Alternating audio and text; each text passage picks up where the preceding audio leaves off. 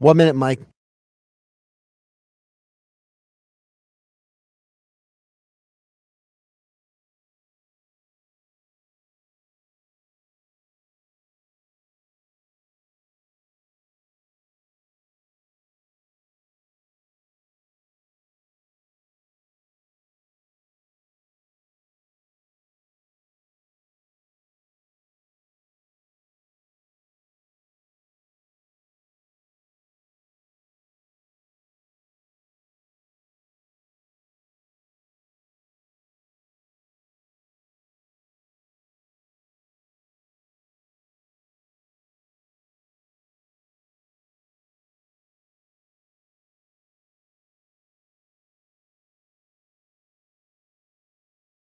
You ready, Mike?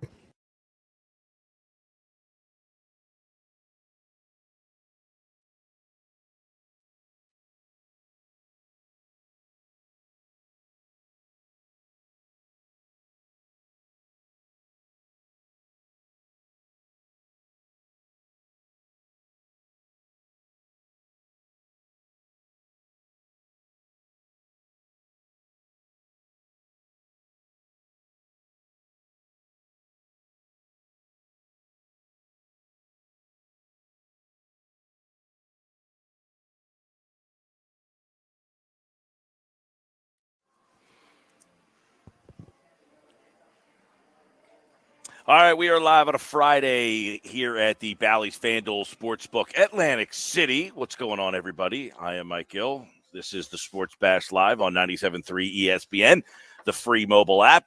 And if you're watching the show live on the YouTube video, you'll see on the Facebook, on the YouTube video, that coming up in about 5 minutes from now, Sal Paolantonio will join me as a lot of news around this Eagles game, a lot of news around the NFL. We might know in the next 10 minutes whether the Browns and Raiders are going to play tomorrow. It doesn't look good. In fact, it looks like there's some breaking news that is happening in I'm watching the NFL Network. It looks like the Raiders and the Browns are probably not going to play tomorrow. And there's a possibility. It sounds like Tyler Heineke is out for Washington. Garrett Gilbert, who was on the Patriots practice squad, he has been picked up by Washington, and he will play quarterback most likely on Sunday for Washington. Now, Josh, the line for that game has made a big jump. It started at 1.5. Yesterday was 7. And where's the line for the Eagles-Washington game now? Well, before it got locked again, because they just got locked again on my screen, but it was 12.5. 12.5. And it looks like they're locking that. It was 12.5 about 5 minutes ago, but it looks like they're holding that one off as well. So, unbelievable. The Washington football team picks up Garrett Gilbert. Now, you remember Garrett Gilbert was the quarterback for the Dallas Cowboys last year for a game or two. He played better than Ben DiNucci. Ben DiNucci played quarterback for a game or two for them, and then they went to Garrett Gilbert, and he was backing up, or he was on the practice squad in New England. He was on the Cowboys practice squad, yeah. Wasn't he with New England this year on the practice squad? He was on the New England practice squad this year. And then for those college football fans out there, they remember that Gilbert was the guy who came in for Colt McCoy in the national championship game when he got hurt versus Alabama. Unbelievable. Well, that's what's happening right now. There is some breaking news. It looks like, can you see what's happening there? It looks like the NFL is discussing postponing the multiple week 15 games. Now, this comes after the NFL said they will not postpone games this year, right? That happened at the beginning of the season. And they basically said, if you cannot field a team, you will forfeit, right? Correct. And part of the problem right now is the new protocols the league just agreed to came too late. It came too late in the week. So as a result, teams like Cleveland and the Rams and Washington, these are all teams that are not going to benefit from the rule change, even though the rule change was supposedly put in place to help them.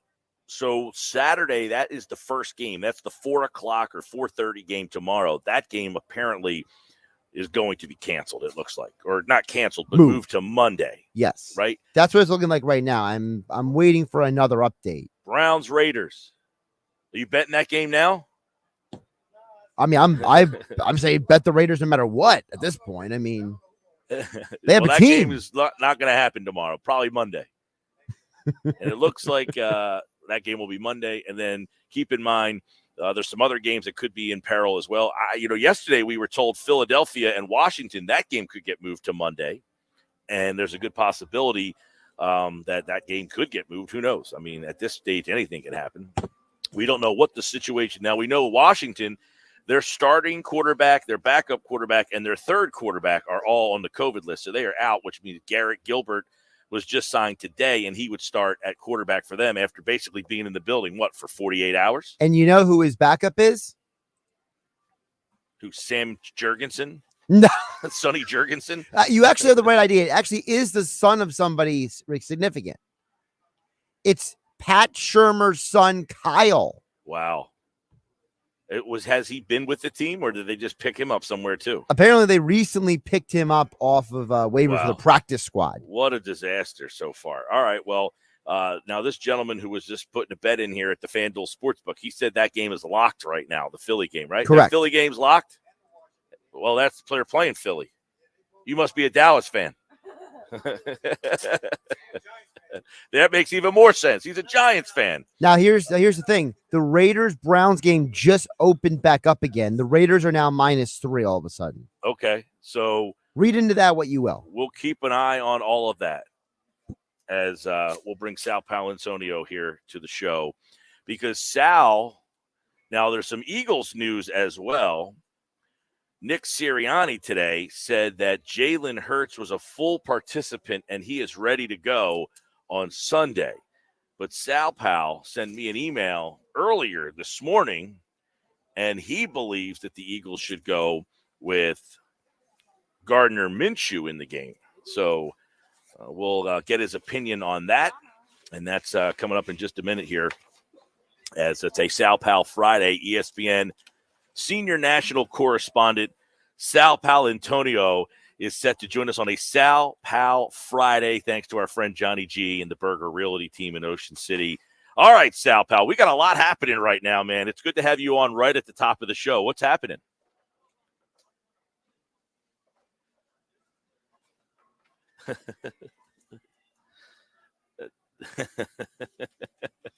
That just adds a little emphasis to your knowledge.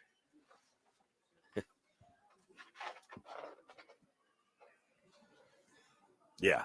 All right. Well, we got breaking stuff happening here. I mean, number one, it appears the game tomorrow is going to be off between Cleveland and Vegas. I mean, that's the first step of what could make some of these games in peril. And I guess if they're willing to move that game, the Philadelphia game, they've got to have their eyes on that one too, no?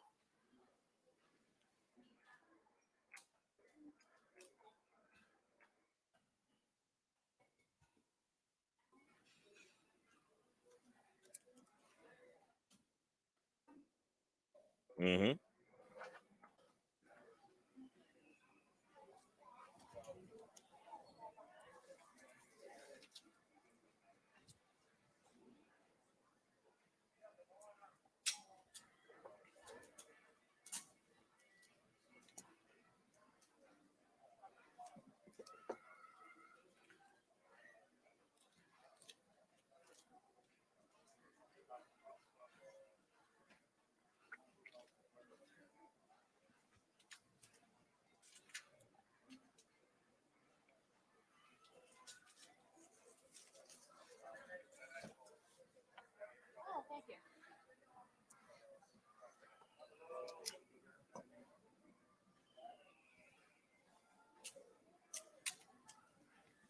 Right. Well,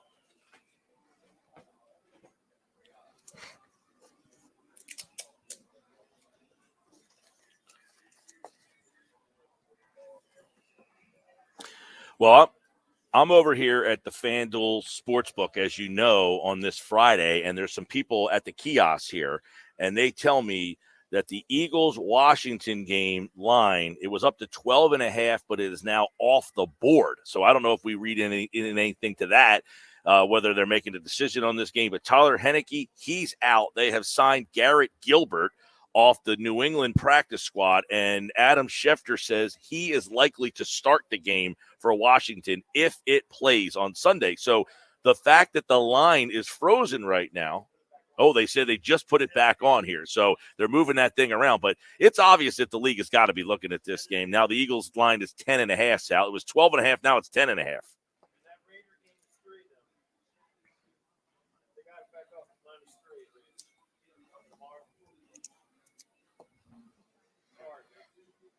Mm.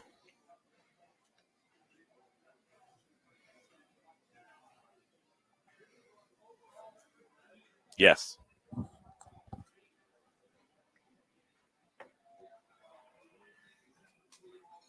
Right.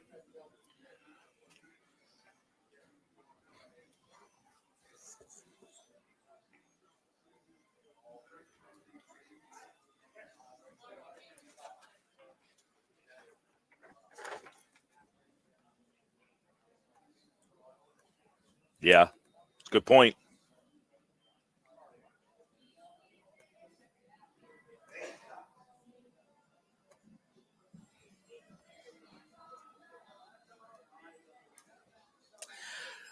Sal, let's talk a little bit about the Eagle side of things. Nick Sirianni today said that Jalen Hurts was a full participant. They expect him to go. Now, you sent me an email about an hour or so ago with a nice video. You had a nice suit on there. You look really sweet in that jacket. And you said Minshew Mania, that you think the Eagles should go with Gardner Minshew another week.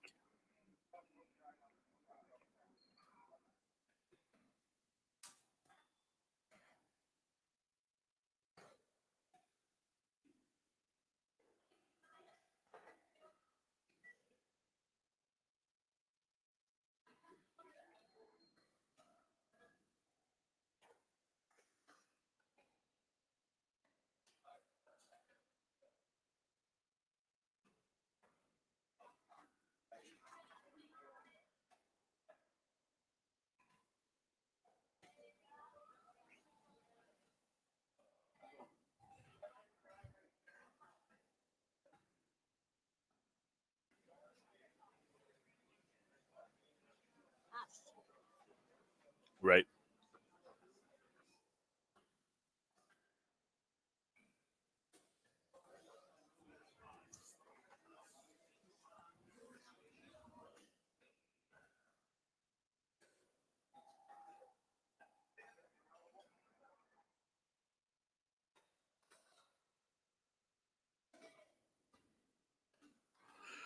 You know, the follow-up I was going to have to you, Sal, is, okay, he played 4 games last year. Obviously, we get nothing from those 4 games. I got to see him more. Now he's played 12 games this year. That's a total of 16. Do these 4 games, are these the be-all, end-all? Like, hey, these are the 4 games that they're going to say, like, are we going to learn anything over these 4 games, whether or not on how to make a decision on him?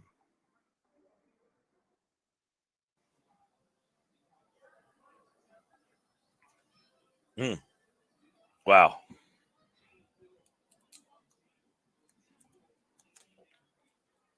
Yeah.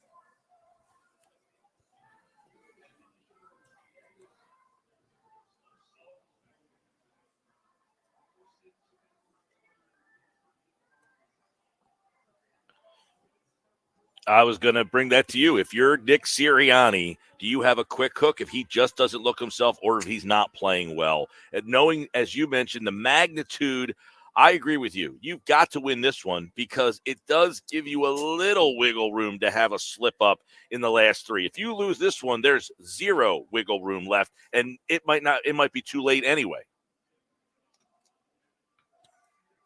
Mm-hmm.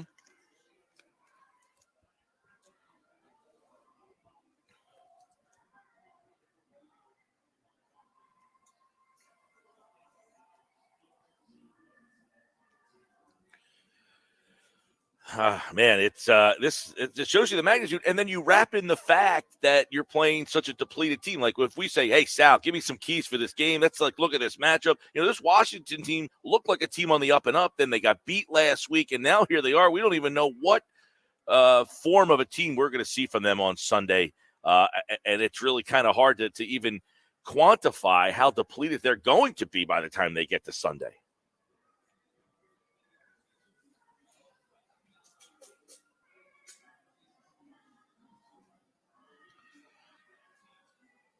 Right. Okay.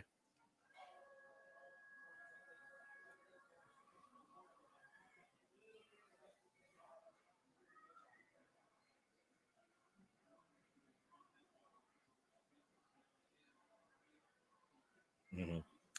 Well, I agree with that. This is a big game for him and the franchise. I mean, quite frankly, you lose this game against this level of – and let me ask you this. If Washington's at full strength, where do you see this matchup?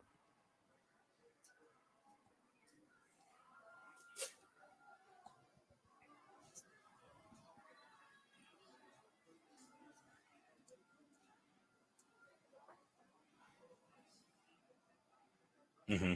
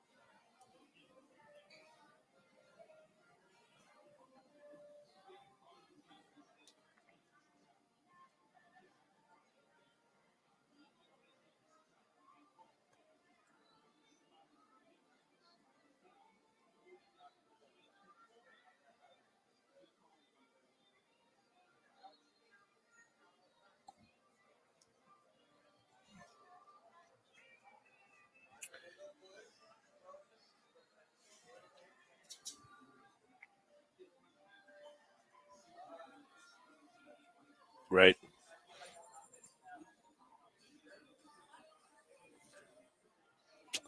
Not this year. Nope.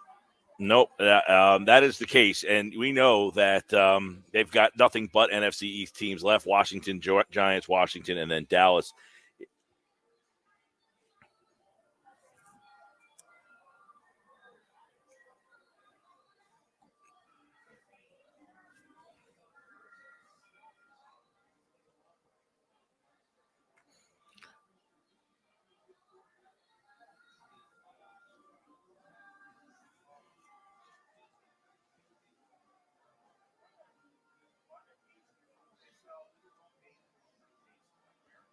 All right, give me a South Pal.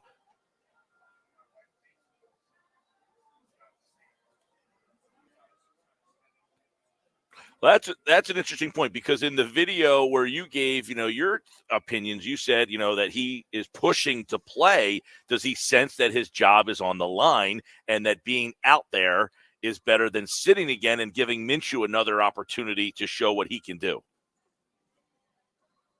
Okay, so that would be the reason why your point is right. Why would I want to play if I'm not 100%? Well, I want to play if I'm not 100% because I'm not 100% sure I'm the guy if the other guy plays well again.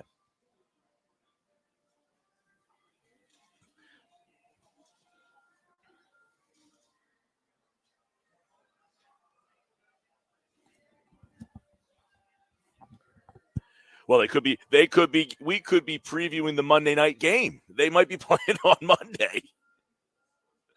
We don't want to play on Tuesday. That hasn't gone well for the Eagles. I was at that game against, who was it? Minnesota, Joe Webb.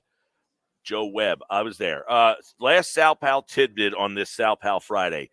The official in this game, how is that going to be a factor?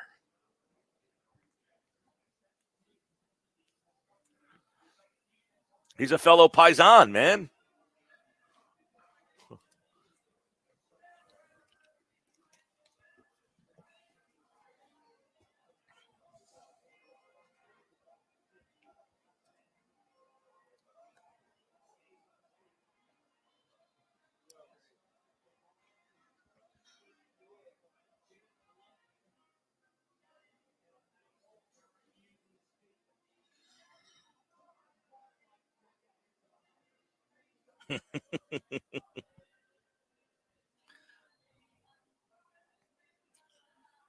Well, if you see him, maybe you should offer him a nice Dunkin' Donuts coffee if you see him.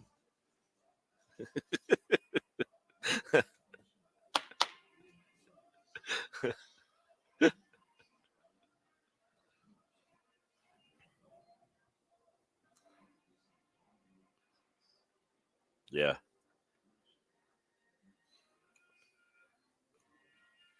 Wow.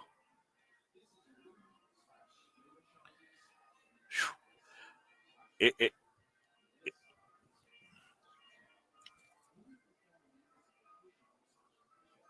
by the way, Sean Payton has tested positive for COVID as well, so it looks like he won't be coaching this weekend either. This is a mess of a weekend. Sal Pal, and by the way, no truth to the rumor that Kevin James might step in and coach the game for Sean Payton. All right. I'm full of them today, Sal. It's a Sal Pal Friday. This is, hey, you're normally on at 3. Like normally I'm warming up to you, Now you're getting me in. There we go. All right. What's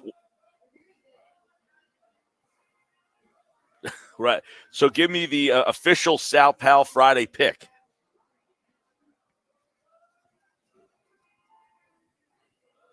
Okay, blowout city, 31-13, Philadelphia. If they play on Sunday, maybe that'll change if that game moves to Monday. All right, Sal. Well, breaking news. Good to have you to start the show, and enjoy the rest of your Sal Pal Friday.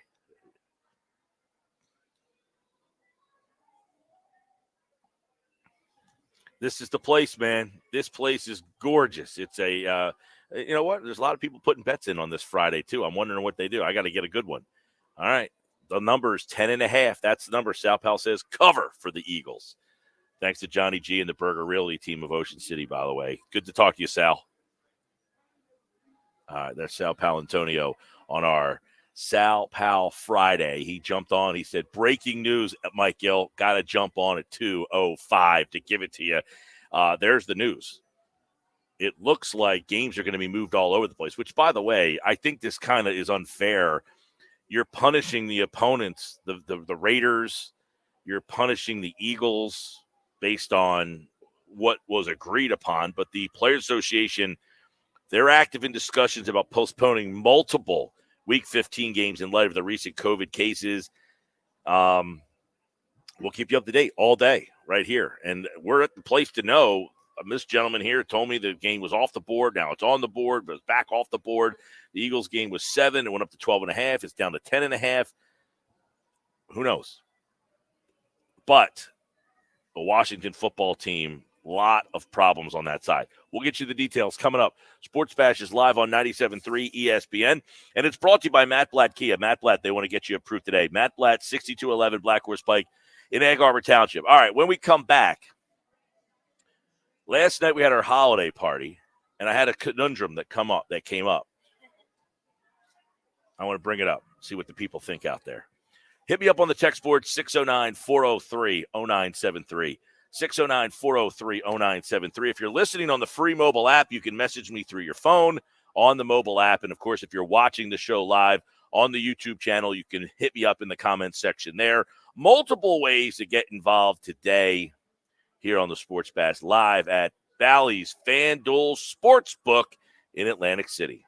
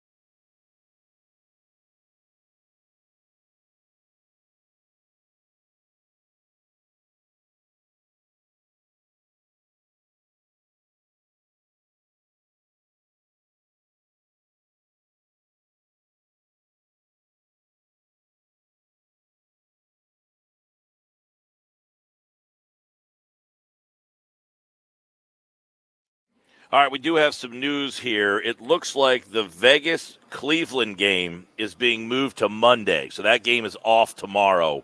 That game being moved to Monday. That's from Josina Anderson. Now, Josh, you have some updated news on the possibility of some other games as well. I'm Mike Gill. This is the Sports Bash Live at the Bally's Fan Duel Sportsbook in Atlantic City, where you can check out all the games. They've got the Bahamas Bowl going on live in here right now. A lot of people hitting up the kiosks for the weekends, but these lines are being either frozen or moved or what. So it looks like the NFL is now discussing moving the Seahawks Rams game to Tuesday.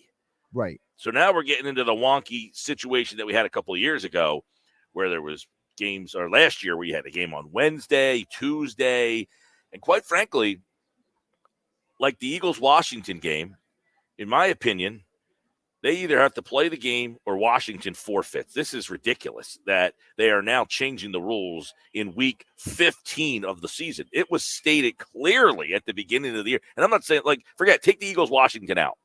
Cleveland can't field a team tomorrow. That's their fault. Vegas says, we're here. We're ready to go.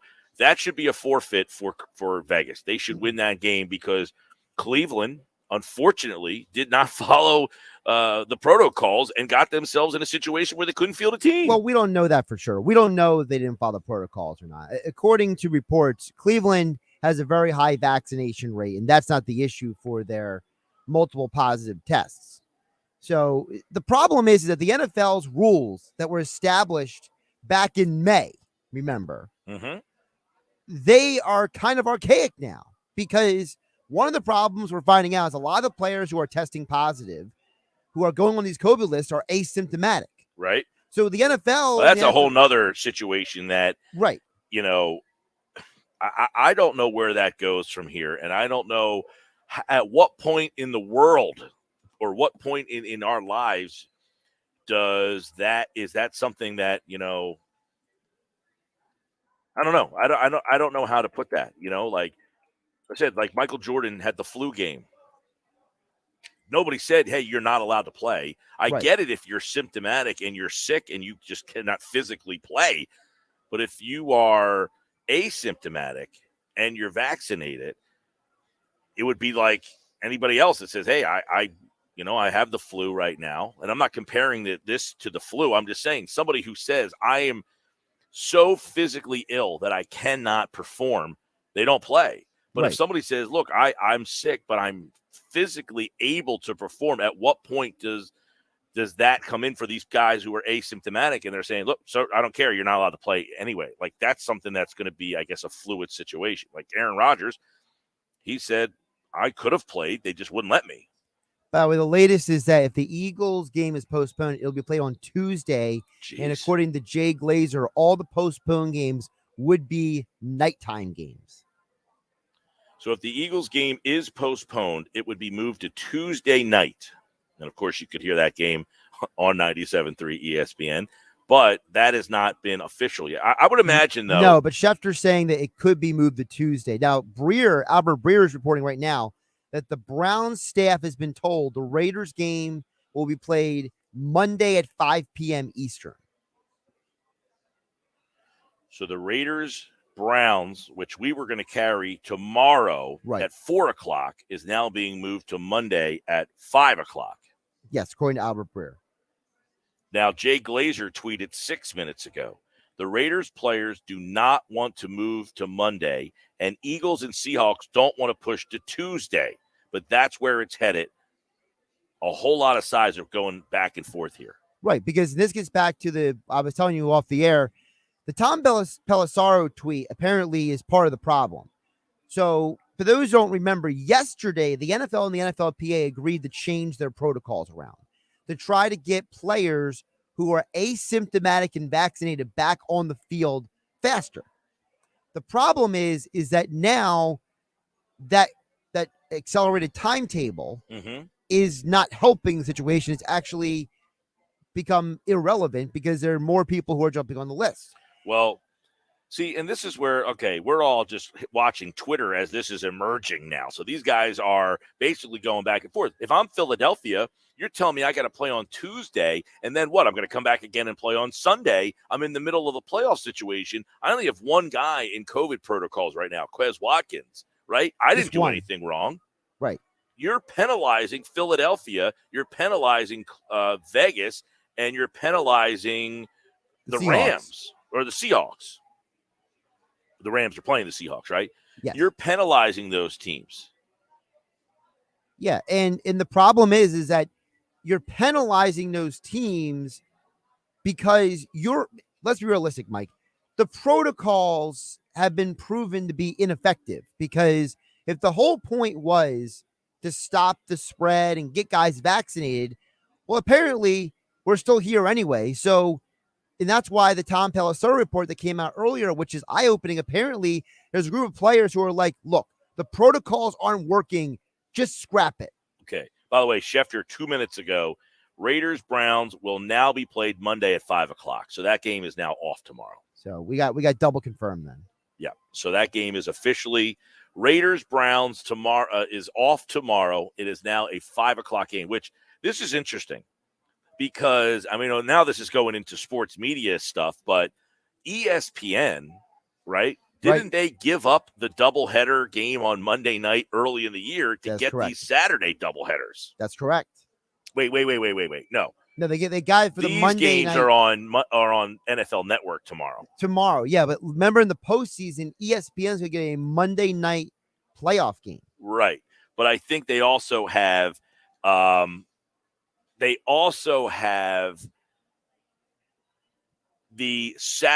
next Saturday, I think they have the doubleheader. I'll double check it for you. All right. 609-403-0973. This is crazy. So that game has been canceled or postponed. Yes. It's going to be Monday night. All right. Mike McHarry's on the other side. I want to get his thoughts on, does he think it's fair about what's happening here? Should the Eagles and Washington football team have their game moved to Tuesday? It looks like the Eagles are going to play on Tuesday now. And it looks like, well, we now know that Vegas and Cleveland are not playing tomorrow. They are playing on Monday at 5 o'clock. That's correct. Okay. And there's one other game that's in peril, right? Well, there's two other games. It's we mentioned the Eagles, Washington, and then you have the Seahawks and the Rams. And the latest is that there could be a Tuesday doubleheader that involves the Eagles, Washington, and then Seahawks, Rams. So the Eagles game would be when? I don't have a time yet. By the way, can you send the link to Mike? You got it. No problem. I for whatever reason, I'm having trouble over here. All right. McHarry's on the other side. Sports Bash Live, 97.3 ESPN. We'll get Mike's take on this. There's multiple games now that could be moved. And by the way, the Flyers played last night in front of no fans in Montreal. And that's a whole nother set of issues. Back with more Sports Bash.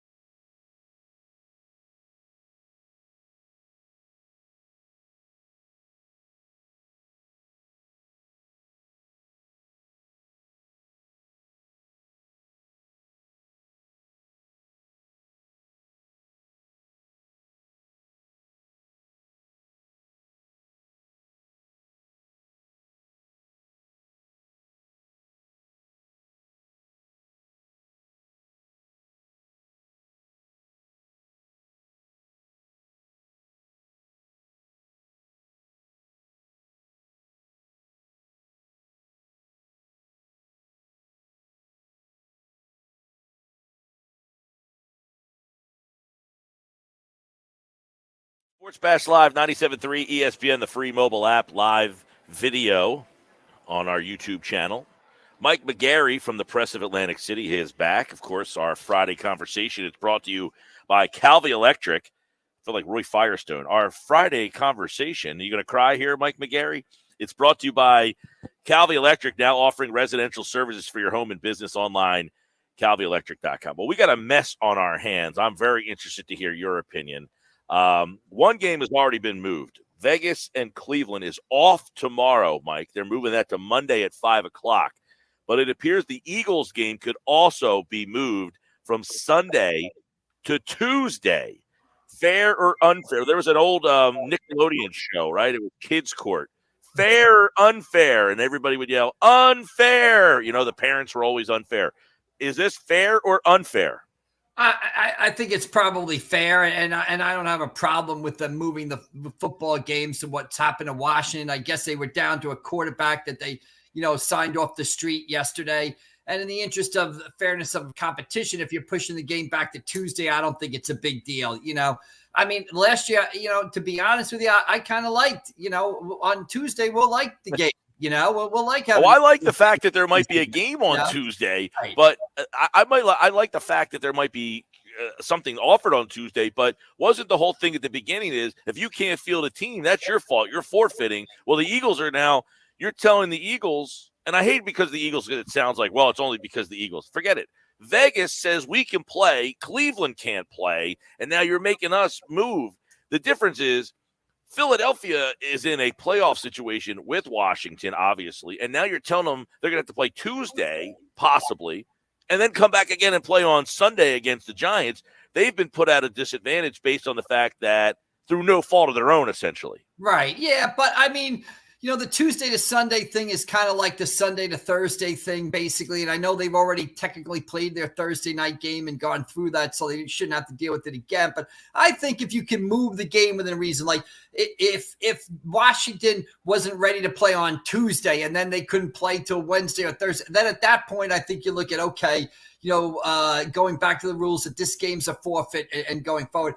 I think what is going to have to happen here, and it'll be interesting to see what happens and what the public reaction will be.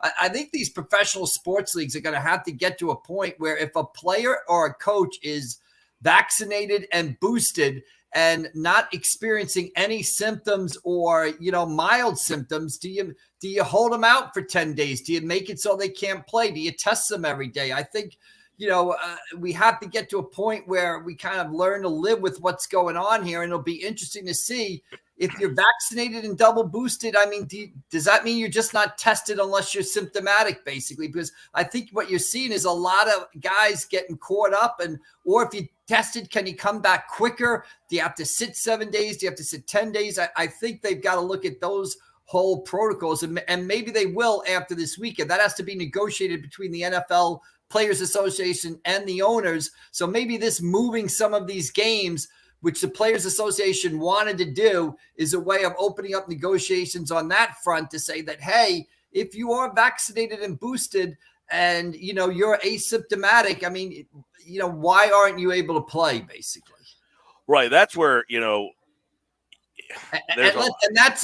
that's opening up Pandora's box, because that's a discussion that will have everybody in on society basically commenting on it. But it's a conversation that's got to be had coming up because, you look at the news reports and it's going to be a rough December and January, especially in the Northeast. Right. I mean, that's where, a lot of this is, some of these players are healthy enough to play. They're just not allowed to play because they maybe came in contact and because of all the things. I mean, that's where the NFL now, it seems like they are now on the fly trying to change their initial rules, though, right? I mean, they said at the beginning of the year, which was back in May, mind you, if you don't have a team, that's on you. That's your fault. You're forfeiting. We're not moving games. Right, absolutely. But, the flip side of that is they made those – no one saw the Omicron or whatever it's called coming before they made those rules, basically. And I don't have a problem with them adjusting on the fly. And yes, does it put the Eagles at a competitive disadvantage? I guess because if the game is moved to Tuesday, they would have to come back and play the Giants on Sunday. Yes, but I think to get the games in, I don't see it as being too much of an issue, basically. Right. Now, with that being said, I guess it's kind of hard to sit here on this Friday, Mike, when we could be having this conversation right now, and there could be a change in that game. I know that the last tweet we saw, and I apologize because I'm on remote today, so my internet is a little slower than what it normally would be, was that they're talking about moving this game to Tuesday. The thought was they signed Garrett Gilbert off of the New England practice squad today, and they were going to start him on Sunday in that game. So it's really hard to think that Washington would have much competitiveness in this game. In fact, I'm at Bally's Fan Duel Sportsbook. The line was up to 12.5 on that game about an hour ago. Right. And now if they move it to Tuesday and one of the quarterbacks is able to come back, maybe you take that 12.5 basically. So, it's a mess right now. It's just decisions that I think have to be made. I think what you have to do is you have to make the best decisions that's in the interest of the majority of the people. Well, Mike, we do have – so Albert Breer just reported Washington will play Philadelphia Tuesday night at 7 o'clock. All right, there you go. There you go. Well, so, look at it this way. Maybe, now I know some Eagles fans might be happy about this. Some might not be happy about this. But Jalen Hurts has been limited in practice all week. Maybe the 2 extra days means he's healthier and can play Tuesday. Now, some Eagles fans might be hoping for the opposite. They might want to see Minshew Mania out there. But maybe, it benefits the Eagles too.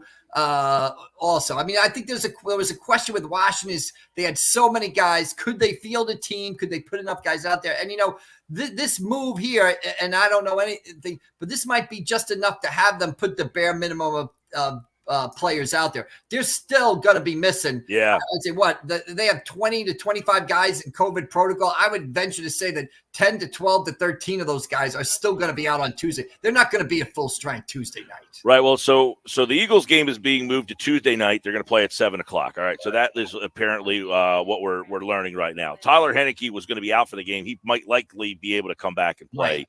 You would figure McLaurin, who was in the concussion protocol, they were hoping he could play Sunday. Now they play the game on Tuesday. He's definitively going to be back in that game. So the competitive disadvantage has now, shrunk somewhat for this game. Right. And again, I go back to what I said before, the NFL agreeing to move these games. From what I read, the NFLPA Players Association really was pushing for these games to be moved. And maybe this leads to an agreement down the road of how we handle these cases of when vaccinated, boosted players, how quickly they can come back going forward. And that has to be a bargain between those teams, basically. So maybe the opening of dialogue between the two sides here is a good thing. Well, I'll tell you what. Darius Slay, he's tweeting. A lot of players are tweeting. Darius Slay, damn, I thought the team would have to forfeit. This is crazy. You certainly don't have everybody on board with this. Well, does anybody really want to see forfeits? Again, I come back to that. If you push it to probably the latest window was Tuesday, basically. I think last year, did we have a game pushed to there was a Wednesday game? But then I think the Steelers might have had a bye the next or something like that. They might have, if Washington had been at the point where they couldn't play till Wednesday or Thursday, then I think you're looking at a situation where they might have forfeited. But if you can play it within by Tuesday, the Eagles will survive. It's just like coming back on a Sunday and playing on a Thursday night. And looking at it this way, they would, I think they'll be able to handle it, basically. All right, Mike McHarry from the Press of Atlantic City. Before we switch over, by the way, the Giants announced today Fan Appreciation Day for Sunday, Mike. Season ticket holders are getting a free medium Coca-Cola. How nice are they to their fans? Not even a large, basically. Not a large, not even a hot dog. Not even a hot dog and a soda. Right. Yeah, throw in a hot dog, for God's sakes. What a slap in the face. A large. Yeah. Look, again, I come back to it. From 1980 to, or really 1983 to 2012, 5 Super Bowl appearances, 4 Super Bowl championships, some of the greatest coaches in the history of football, Belichick, Parcells, Caplan, Dan Reeves associated with the team. And I think we sold ourselves to get that period of prosperity, because since they beat the Patriots in the second Super Bowl, they have made every wrong move. And for Fan Appreciation Day, offering people a medium Diet Coke. Give me a large, give me a hot dog, and throw me a bag of peanuts while you're at it. Make it a Happy Meal or something like that. To say it's Fan Appreciation Week, here's a medium Diet Coke. What if I'm a Pepsi over Coke guy? Do I have the option to go Pepsi? Diet Pepsi, medium, medium RC, medium Shasta. This is like, give yourself a Shasta soda right there. Nice RC Cola. All right, Mike, the high school basketball season opens tonight, although there's been some postponements there as well. Give me a quick little overview. Who we watching this year? Well, on the boys' side, EHT could be a big season for the EHT boys. Come off a 14-1 season. Obviously, St. Augustine, a perennial power. We're always looking at them. St. Joe and Holy Spirit, are basically the 4 teams on the girls' side. When I think you got to get a very competitive girls' side this year. I actually think there's more good girls' teams locally this year than boys' teams. Just tick them off. You got Atlantic City, Mainland Regional, Absegami, Vineland, throw in Ulma, traditional powers like Wildwood Catholic and Middle Township can't be ignored. So it's going to be an entertaining season. It's going to be, again, a season where we just have to, take what happens. There's going to be some postponements. There's going to be some rescheduling games. Don't overreact. Just, deal with what happens and make the best decision going forward. And the highlight of the opening weekend is PBA tip-off weekend in Ocean City this weekend. And St. Augustine, Lower Cape May tomorrow night at 7 o'clock. That's a big game. Paul Rodeo, who I wrote my must-win column about it, battled some severe health problems this year. He's okay, plans to be on the bench tomorrow. So that'll be a real nice scene in Ocean City as that great event occurs this weekend. All right, that is the start of the high school basketball season tonight, and should be wide open. A lot of new faces. 5 of the top 6 leading scorers have graduated. Egg Harbor Township, you wrote about them. Sleeping Giant, Carlos Lopez is the top leading scorer, returning scorer, I should say, in the league. Holy Spirit's got those 4 juniors. One of them transferred out of state, so they got 4 guys. So it should be a very fun and interesting season. Hopefully, we make it to the finish line. These kids did not get any playoffs last year. Love to see the tournaments all come back and give these kids an opportunity to play. Mike McHarry will be covering it.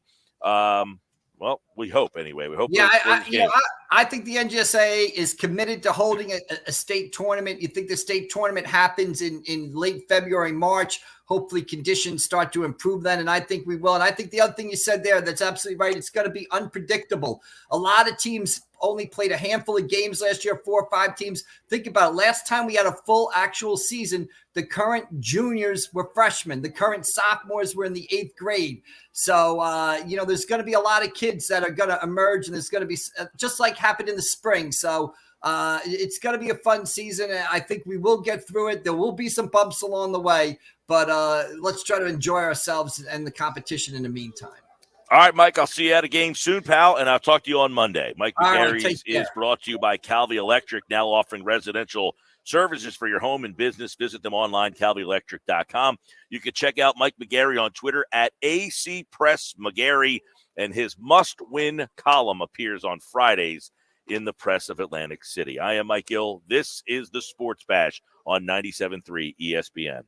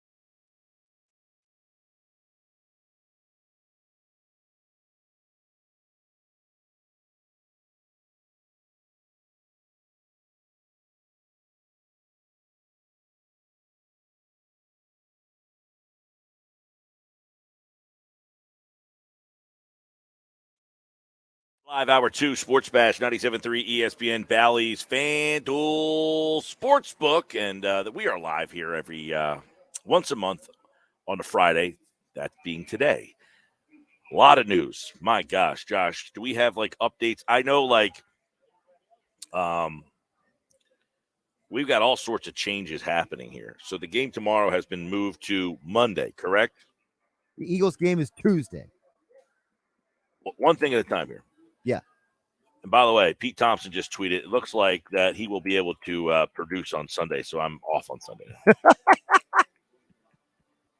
That's the best news you've gotten all day. Yeah. Billy Schwein just texted me. Does that mean Pete Thompson's going to produce for me? I said, dude, I'm in the middle of hosting a show here, man. I don't know. You're in the middle of doing your job. But Pete Thompson did tweet out just 2 minutes ago. It looks like he will be able to produce and co-host the Locker Room. And at Mike Gill Show is probably happy with that. I'm thrilled. So, is any news on the Seahawk Ram game yet? That would be on Tuesday night as well. That is official? According to Schefter, that has been switched to Tuesday. So we're having a Tuesday doubleheader? That's what I'm trying to figure out, because they're saying 7 p.m. Eastern, which means it would be at the same time as the Eagles game. So both games are going to be on at the same time. They're not going to be.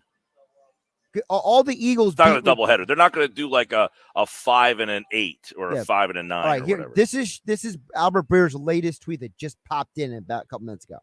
Here's the full schedule of rescheduled things for Monday and so Tuesday. This is all official. Yes.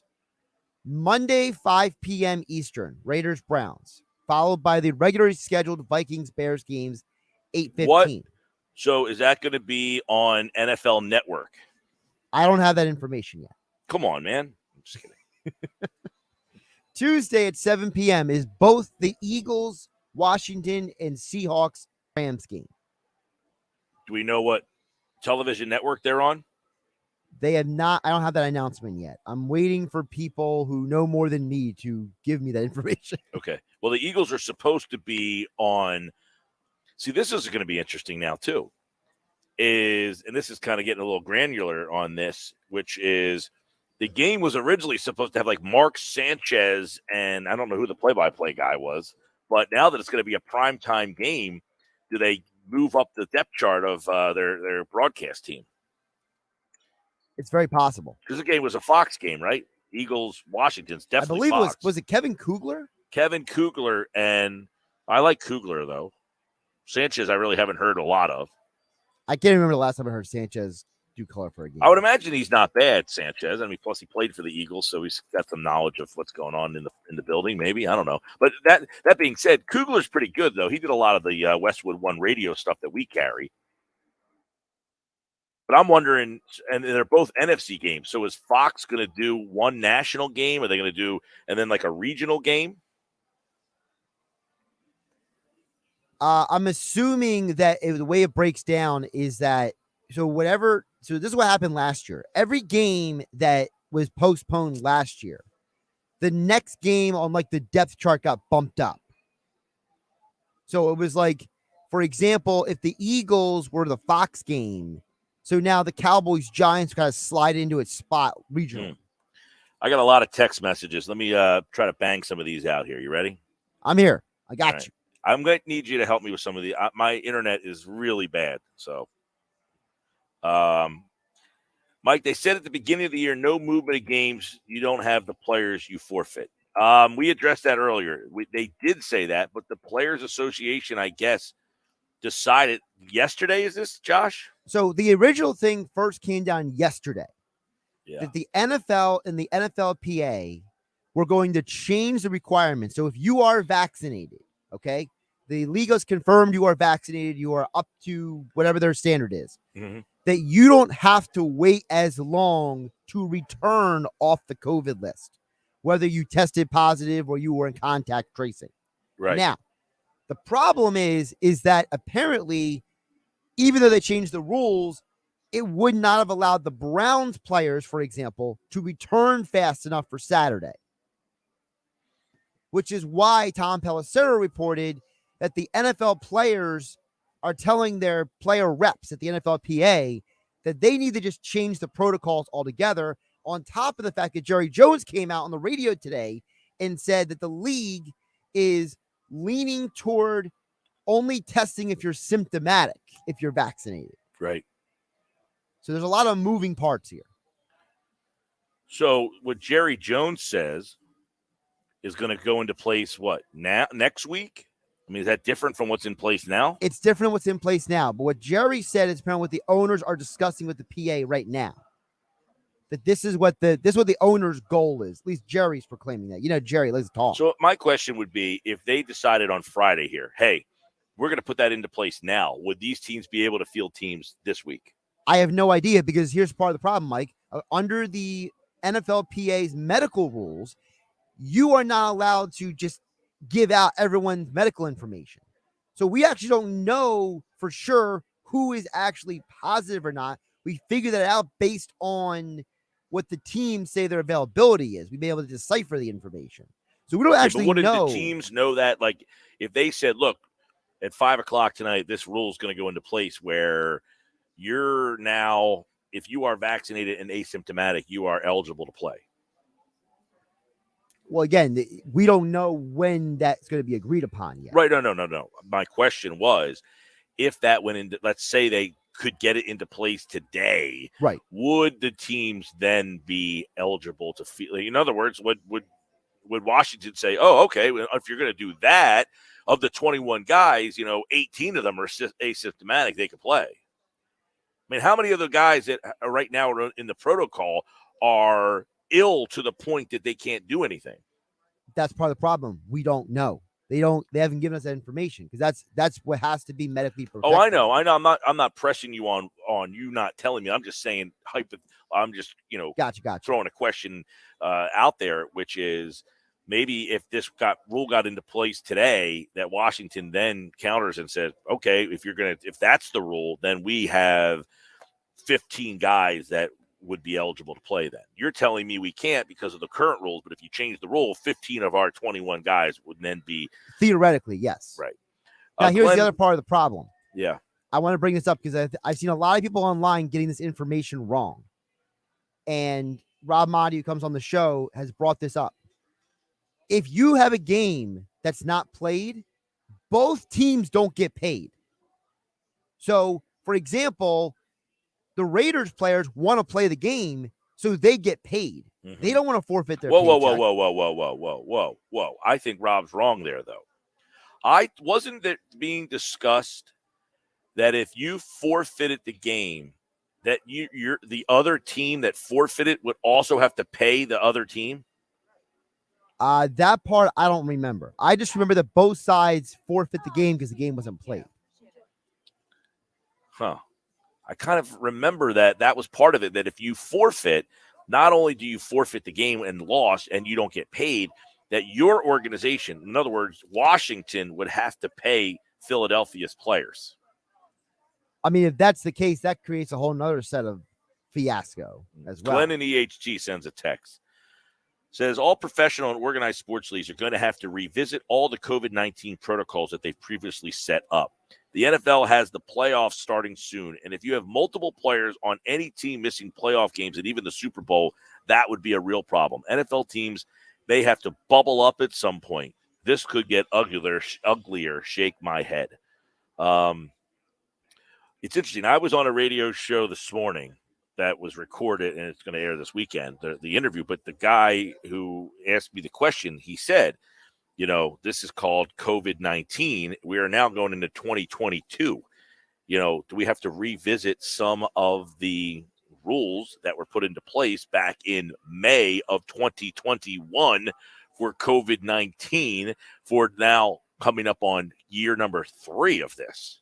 Do you believe this is going to be 3 years of this? And that's part of the problem, is that the rules that were put in place in May have already become obsolete.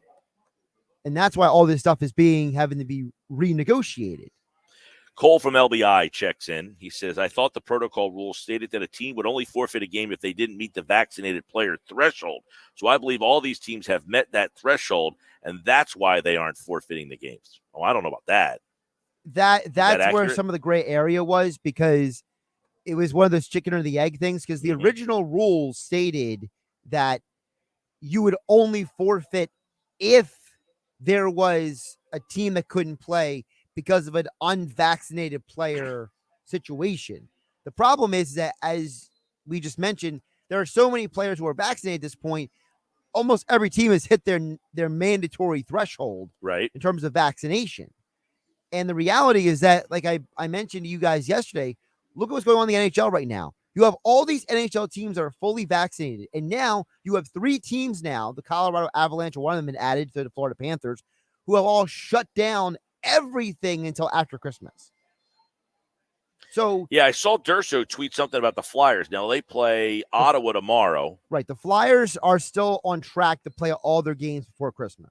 And there's a break, right? Isn't There's there like a holiday break? Yes. There's a holiday break. So the NHL is hoping to get to that break, right, without having to do anything else. And the Flyers played last night with no fans in the building in Montreal. Yeah, and apparently there's some issue going on in Canada where they're basically saying that when they hit a certain threshold of COVID cases, that they were going to reduce public gatherings. Yeah.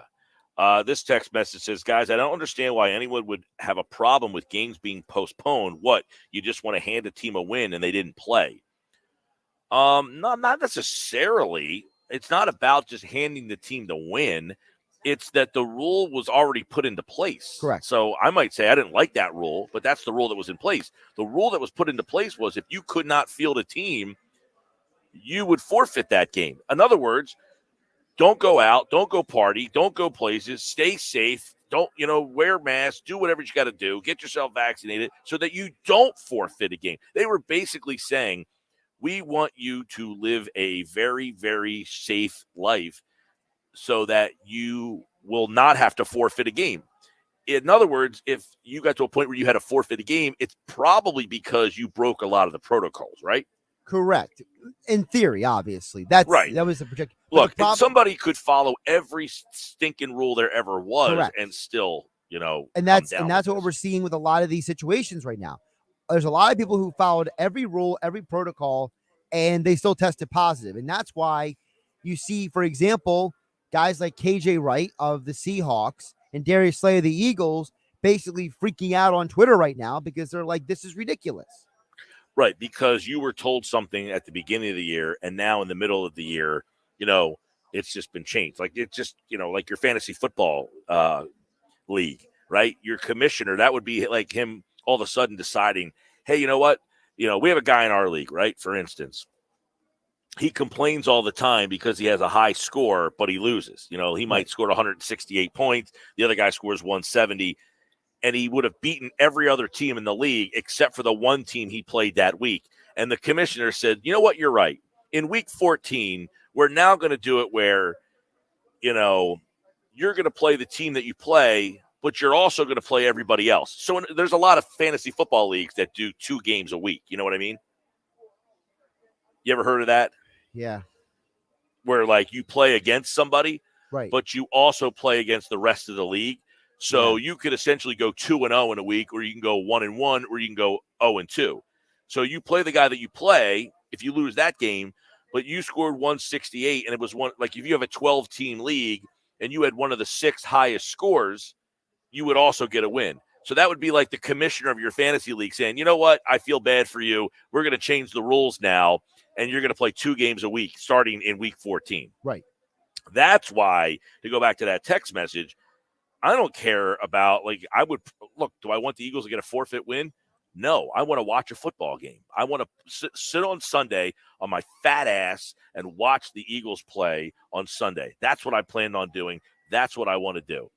Now you're telling me the game is getting moved to Tuesday night, which now affects a lot of things here. I think the Flyers play on Tuesday night, which I'm not all that worried about. There's a bowl game on Tuesday. I'm getting a little granular here because there's a lot of things in my head that I have to reschedule now. Right. Josh, we need to reschedule. That Tuesday situation is going to be a little bit of a mess for us. Tomorrow, we had games being scheduled on the radio, one to start at 4, one to start at 8:15. Well, now that's got to all be changed. Right. Sunday, the Eagles game is supposed to start at 1 o'clock. Well, now that game's not going to be there, so we got to figure out what we're going to do to fill that spot. So, no, I don't want the game being postponed. For God's sakes. I would rather – what are you doing here? I don't know. I'm sorry. I was trying to turn myself down. This one's me here. Mid-sentence, what are you doing? Well, she turned my thing up so loud that all I hear is like crazy stuff going on in my background here. So no, I don't want a forfeit win, and I don't want the game postponed. I want them to play, and if the Eagles lose, they lose. I mean, that's what it is. I don't know. Mike, what happens if Baker and Keenum come back on Tuesday, but Derek Carr is out? How is that fair? Does he have problems? What's going on with that? I think he's throwing out a scenario. Like, if the other two players come back who were knocked out, but then now Derek Carr can't play because he gets a positive test. How is that fair? I think that's the question. But the problem is none of this stuff is fair. No. You like, I'm not trying to be a jerk, but like, does anybody really think these guys were trying to get positive COVID tests? It's not like anyone was out there like, hey man, let's get that COVID and not play this Sunday. Like, no, like this stuff is out of some of these people's control altogether. Well, right. I mean, you might have done everything right, and there might have been a guy on your team that didn't, and you're now the one that's like, the super spreader. Well, it might not even be on your team. It might be a guy you yourself might have got it from somebody outside of the entire building. I can't so let me read this text message. Guys, what happens if a positive asymptomatic player runs into a non-vaccinated player and he catches full-blown symptomatic COVID? I mean, he's too sick to play. Yeah, if you can't play, you can't play. I'm not fully sure what the. Yeah, I don't know what that question is alluding to. That's where I'm saying is. Again, I'm not saying that COVID and the flu are the same. I'm just saying if you like Michael Jordan had the flu game, right? Let's just say Michael Jordan was hung the hell over. I don't know. I mean, there's some. Let's say he drank too much and he was vomiting profusely because he was so hung over that he was. But no one would say to you, "Hey, you've been vomiting all day because you're hung over. You're not allowed to play." Right. Like his symptoms of his excessive drinking would have been the reason why he wouldn't have played, but he would be the guy that says, you know what, I'm just going to try to gut it out, right? Right, and that's where the world we're living in right now is completely different. Well, the world we're living in right now, sadly now, it's almost like if somebody says, hey, you should try to tough it out, well, now you're being like, well, you're telling him to tough it out, like he's allowed to, not be ready to play if he's not ready to play. I get all that. I'm not saying, like, if you say, look, I can't play, if you have no symptoms and you test positive and you say, you know what, I don't want to play, I don't think it's right, then that's on you. You just say, but at what point do they say, look, if you are asymptomatic and you are healthy enough in your mind to play, you're going to play? When is that going to happen? I don't know. Because if that doesn't happen look, we're in the third year of this. If that doesn't happen at some point, you're going to run into this year after year after year until, I don't know. Isn't the Matrix movie coming out? Unless next week. What's Matrix? What's his name? Keanu Reeves. No, what's the name of the guy in the movie? Neo. Unless Neo creates a blue or red pill that just makes us all go away. That would be my fix on this. The fact you just conflated that analogy just makes me smile. It's just so funny. Well, you know the whole story between me and the Matrix, right? I actually don't know this story. Okay, so there's a whole story here. So I used to work at this radio station years ago, Digital 102.7, the Rock Alternative. You guys remember that station? Yes. I did the afternoon drive show. And we had like access. Now, you know that I have not gone to the movie since 1998. That's correct. All right. So the year is like 2003, and The Matrix 2 was coming out. So whatever year The Matrix 2 came out, 03, 2, somewhere around there. So at that point, I hadn't gone to the movies for like 5 years. So we got the rights to go to the airing of The Matrix 2 at the Ocean City movie theater on the boardwalk. Matrix Reloaded, 2003. Okay, 2003. And it was going to be for only Digital 102.7 listeners. And the whole point was, hey, Mike Gill hasn't gone to the movies in 5 years. This will be the first movie he's seen in 5 years. So win a chance to go watch a movie with me for my first time in 5 years. Boom. Well, the Matrix 2 was going to air at midnight, and something happened that they shut it down. They wouldn't let it air at midnight. And I said, that's a sign that I should not go back to the movies. So I have not gone to the movies since 1998. The People versus Larry Flint is the last movie I have seen in the theater, and I don't think I'm ever going to go back. Well, you've made it this long without going back. What's the So point? that is why the Matrix has, because I saw the Matrix 1. I said, you know what? All right, Matrix 2, 5 years. I'll go back. Like, I've seen the Matrix. I'll go. Like Jason Yulnet, he was the program director at the time, and he said, come on, man, let's do this. The listeners will be excited to go watch this movie with you. You haven't gone in 5 years. I'll make a big deal out of it. Okay, great.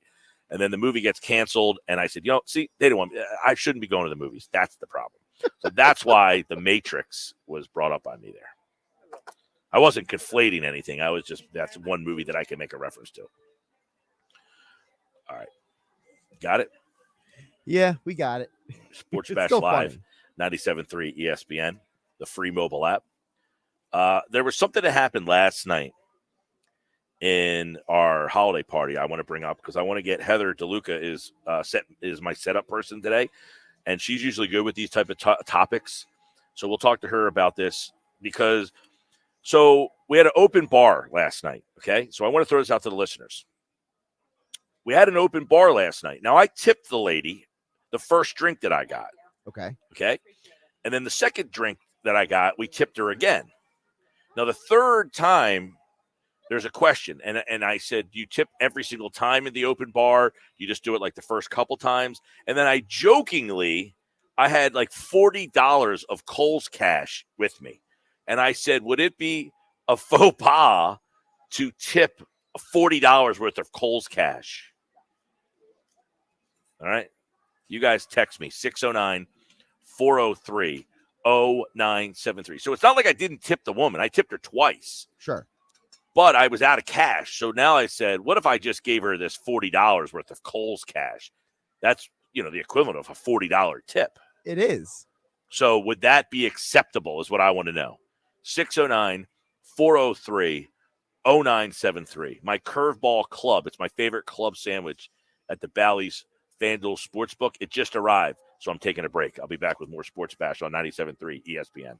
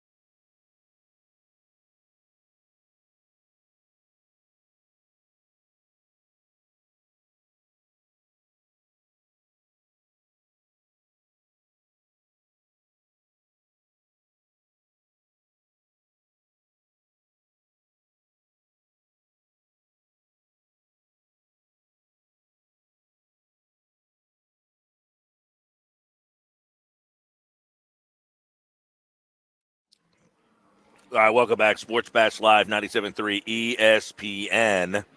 Got a lot of text messages coming in. So I want to preface this by saying I wasn't actually going to tip with Cole's cash. My point was that's all I had left, and it was $40. I said, what if I just gave I was kidding. But we were all kind of standing there, and it was like, I was like, would that be acceptable? Right? So Heather DeLuca's with me. She's our promotions person today. You can listen to her on Sojo 1049 as well. So you were in the conversation last night when I said this, right? Oh, I walked in at exactly the right time, and I'm so glad I did. Now, I did, we tipped the woman multiple times. And then I said, we tipped her the first time, the second time, the third. My girlfriend tipped her the third time. And then we went back up, and I said, all I have left is Cole's cash. And I joked. I said, it's $40. Right? If I gave the tip of $40 in Cole's cash, if somebody got like $40 Cole's cash, like that's like $40 tip, especially Christmas time. I'm glad to see that it's still in your possession, the Cole's cash. You know why? Because I never used them. So this time I wanted to make sure I had it with me. No. I left the party last night before the issue was resolved. I wasn't going to tip the person $40 Cole's cash. It was like a rhetorical question. I know, but I thought you were maybe half serious. And if it were me, I was thinking, oh, yeah, I would like some Cole's cash. I could use some new joggers or like a candle or something. Right. But, I'm not in the service industry, and I don't have to use those tips, to, pay my rent or my electric bill. But I, just out of curiosity, I would have loved to have seen what the bartender's face looked like if you had popped that Cole's cash in her tip jar, just as like a prank. Yeah. Yeah. Like if I said, look, hey, I tipped you, I don't even remember what it was, probably like $15 or something, like here's a 5, here's a 5, here's a 5. I think between the 3 times we went up, it was probably like $15.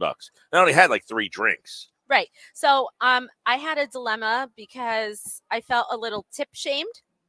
Last night, one of our sales executives, I put $2 in the tip jar. I had 2 singles on me and the rest 20s. And, for the first glass of wine that I got. Well, sales executive Renee steps up and she says, I'm just going to give this to you now. And she drops $20. Well, I do that a lot. Behind my $2. I do that a lot, though. Like, that's like, to me, see, I don't carry a lot of cash. So last night I just happened to have like $10 on me. Yeah. But they were all singles. But typically, like if I go to an open bar, at the beginning of the open bar, I'll be like, here's a 20, like, But is it like a Seinfeld thing where you want them to see you putting that 20? When you step up several times after that, well, then the problem becomes, know that you tipped. The problem becomes, let's say there's 2 bartenders and the one sees you put the 20 and the other one doesn't. They think you're cheap ass. Cheap. Right. You can say yes. Oh, I can? Oh, in my Wow, this is new. Well, then they think you're a cheap ass. Yeah, I get major anxiety about that. What is the acceptable amount to tip at an open bar? I think you have to go like hour by hour. And how much you intend to drink. Like if you're having I had 3 beers last night. 3. Drink. Yeah. So what do I do? I think that's a $10. $10. No Cole's cash.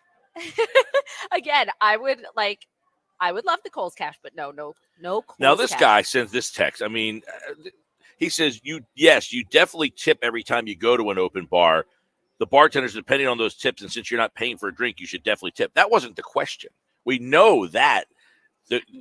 That wasn't this is opening up a larger conversation because before I walked into the party last night, I checked my wallet to make sure I had at least a couple singles and to know that I was coming to the party with some cash so that I could appropriately tip. And I think people think a lot about this. Like you definitely, maybe it's better for me to just carry singles to every party that I go to with an open bar. I have several weddings coming up and just piecemeal out the singles or the 5s or whatever, so that I don't feel tip shamed if one bartender sees me tip 20, but the other one didn't see it. Or maybe they are just like not paying attention and we're overthinking this. Maybe you should have just dropped the Cole's cash. This is a text message. Yo, this is B. Wood from South Jersey. I used to work as a doorman for 20 years at Showboat.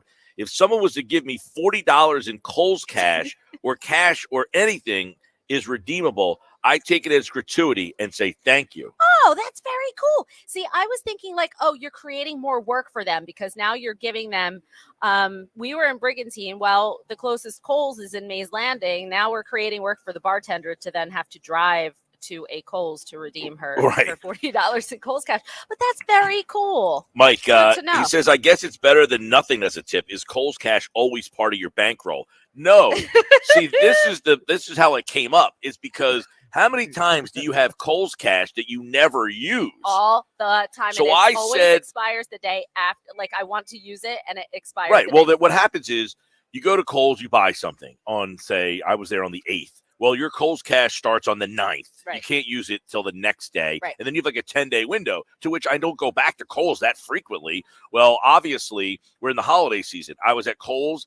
I got like $300 worth of stuff, to which I got $40 in Kohl's cash. So now I have the Kohl's cash. But you're out at that Mays Landing area so much between now and Christmas that I said, I'm going to put this in my bank, in my wallet. You have it with so you. the next time, hey, we're at Best Buy or we're in that area, that I'm going to say, hey, I have this $40. I'm going to run into Kohl's. But that's why I had it on me last night. Because normally I don't have it. It just sits in the bag and it's never used. Exactly. It stays with the receipt in the bag. Forget all about it. I use the bag to scoop cat litter, and I'm like, there's my Kohl's cash. Joey D says, good job. Tip every time. But Kohl's cash, no way. You might as well give her Chuck E. Cheese tokens. No bueno. Hey, come on. The Chuck E. Cheese pizza is pretty good. Kohl's cash is a tip. As a tip, is like being white girl wasted on Starbucks. What is that supposed to mean? I know a thing or two about that. I was going to say, that's why I asked you. Yeah. Yeah. It's like, when you go to Starbucks. That would be frowned upon. Day. That would be frowned upon. Yeah. So I shouldn't. Well, listen. Again, I'm not advocating using Kohl's cash as a tip. I want to make that clear. It was just kind of like a joke that came up, and then we were just kind of laughing about like, hey, it's $40 worth of Kohl's cash. Like, let's say you were bartending and you're having a good night of tips, right? You're having all these, and then you got $40 of Kohl's cash. You're like, you know what? That could help me during Christmas time. Maybe that they would find that, somewhat entertaining and comical. Again, I'm not in the service industry, but I will say that had you or someone used half of that Kohl's cash to meet our $20 Pollyanna requirement, I would have taken that Kohl's cash.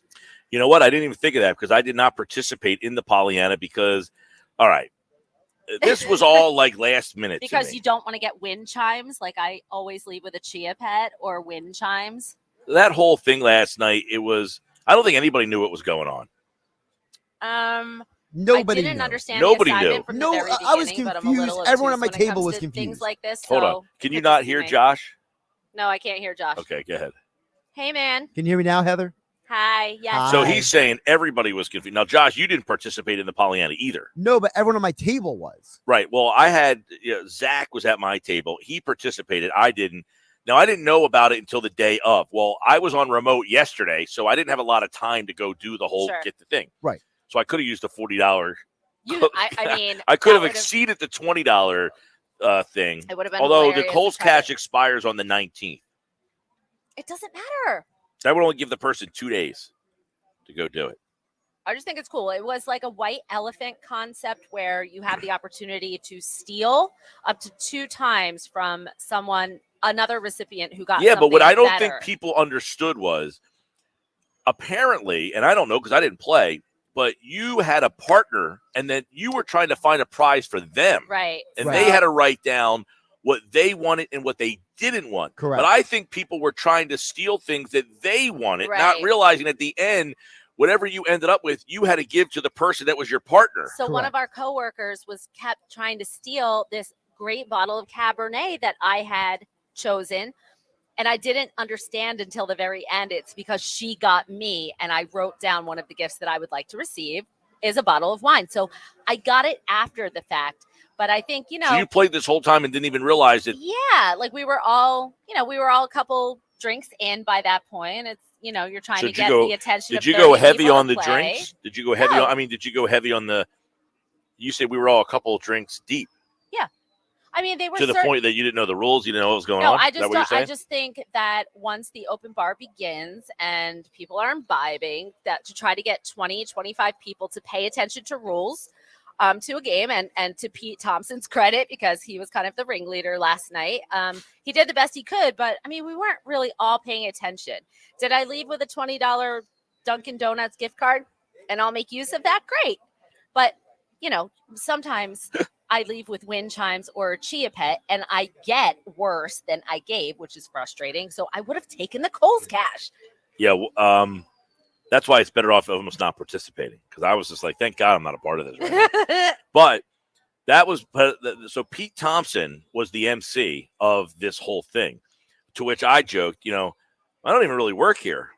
Pete's there's all these people that work here like full time, everything. Pete Thompson gets selected to be the MC of this event last night, and I throw out the Seinfeld line when Kramer gets fired from a job he never had. From the job, and the guy says, we have to fire you, and Kramer says, well, I don't even really work here, and the guy says, I know, that's what makes this so difficult. So Pete's running this thing last night. He doesn't know the rules. He was such a good sport about it, though. Right, but he then really kept it together. Mike Rubel has the gall to say, Pete, hey, speed this up. You're taking too long. But it takes a while. Yeah. Okay, so if you've got 25 people playing, which I think we had 20 or 25, it takes a minute for once you get into the middle of the game. And I'm liking this to a fantasy football draft, okay? That once you get to the middle of the pack, now you have to examine 10 to 12 gifts of what everyone else has already received. So the process as you go along takes longer. And some people were like hiding their gifts because they didn't want to get them stolen. Right, because I don't think they realized that the gift wasn't for them. Correct. They were just trying to leave with something that they wanted to keep. And then at the end of it all, it was like, okay, now look at the name on the slip of paper you chose from this Christmas stocking. That's who you're giving your gift to. And then I'm like, oh, I'm losing this bottle of wine anyway. And I'm going to end up with a Dunkin' Donuts gift card. It's fine. It's fine. It's just nice to participate. So the question, right? Let's see. Some more text messages have come in. He says, after much thought, I retract my statement. Kohl's Cash is pretty cool. It's like a $40 gift card. That's a cool gift-giving situation that is not expected. I'll allow it. Okay. I think and he was, if I'm not mistaken, he said he's in the service industry, correct?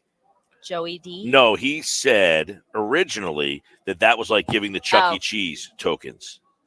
Well, which is not true, because the Chuck E. Cheese token, you're getting some toy that's behind their counter that's probably not very. And what if you don't have kids? I don't think you're allowed in that place if you don't have a kid with you.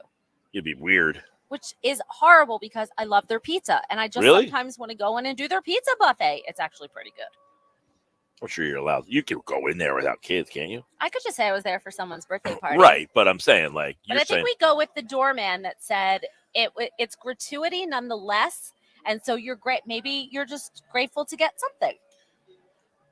You would hope so, but I would say it would be a little odd if someone said, hey, like you're saying, you want to show the person that you're putting the tip in the jar. If you were sauntering Kohl's Cash thing in front of the person's nose. I want to go back and relive last night, or I want us to go somewhere where you still have the Kohl's Cash, where we sit at a bar and see. We have to take this experiment to. I don't want to be the person that's part of the experiment, though, because I wouldn't leave Kohl's Cash as the tip. It was your idea. Because that was all that was left in my I know, it's thing, so good, though. Right? You have no idea. It's so good. I just have this Kohl's Cash, and it's like, you ever see the Seinfeld where George wants to tip the guy, and he's like, I always take care of my fellow paisanos, and he puts the jar, and the guy goes under the thing. So then he tries to put his hand back in the jar, and the guy's like, hey, you're trying to steal my tip, and George's like, no, I put the tip in there, but you didn't see me. You want them to see you, and it's so crazy, but it gives me major anxiety, and not in a way where I want them to know oh, I'm tipping you. Today I was at Starbucks and I had 4 quarters and they had a jar, and so I hear the quarters plunk down into the Starbucks tip jar, and it just sounds like I put a quarter in there. So now I'm nervous that I didn't put $1 in the jar. It wasn't like currency, it was coins. And are they going to judge me because they thought I only left them 25 cents? All right. Sports Bash is live, 97.3 ESPN, the free mobile app. And, of course, if you're watching the live video over on our YouTube channel, you can always get involved over there. You can text us 609-403-0973. The big news today, for those of you who haven't heard, the Eagles and Washington football game has been moved. It will be Tuesday night. The Eagles will play on Tuesday night against Washington. The Raiders-Browns Monday at 5. And the Rams-Seahawks is also now on Tuesday night. So we've got 3 games being compromised, and those are the 3. So the Eagles this Sunday are off. Enjoy your bye week for the second straight week. So the Eagles are now having like a double bye week here. All right, more Sports Bash on the way. 97.3 ESPN, the free mobile app.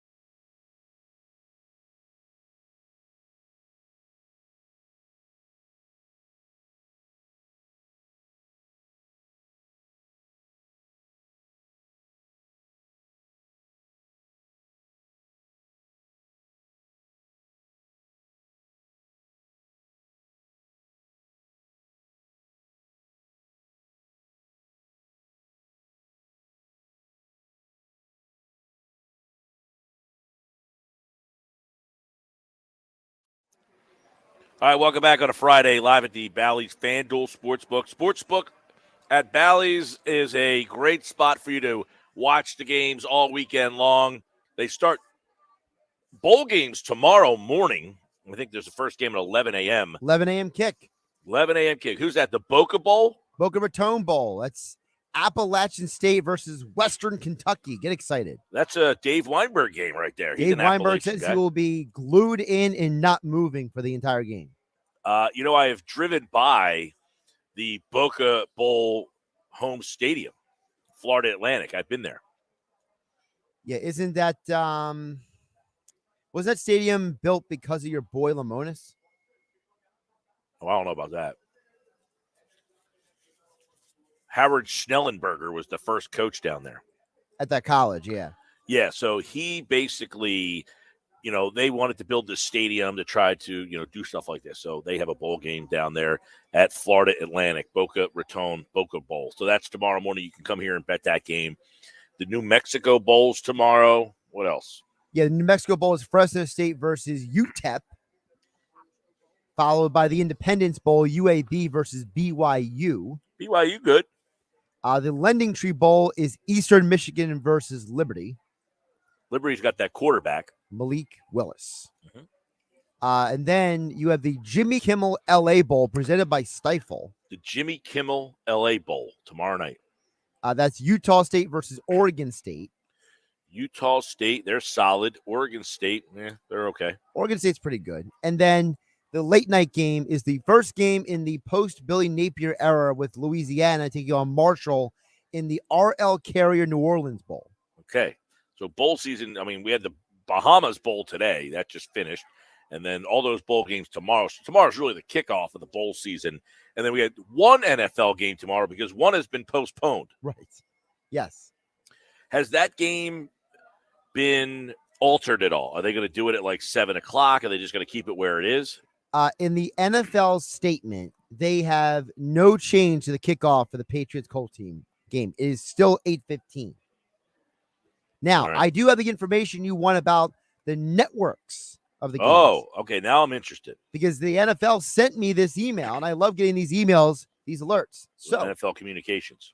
the Eagles game will be on Fox. Eagles on Fox. The Wait, Raiders, that's 7 o'clock on Tuesday. 7 o'clock Tuesday.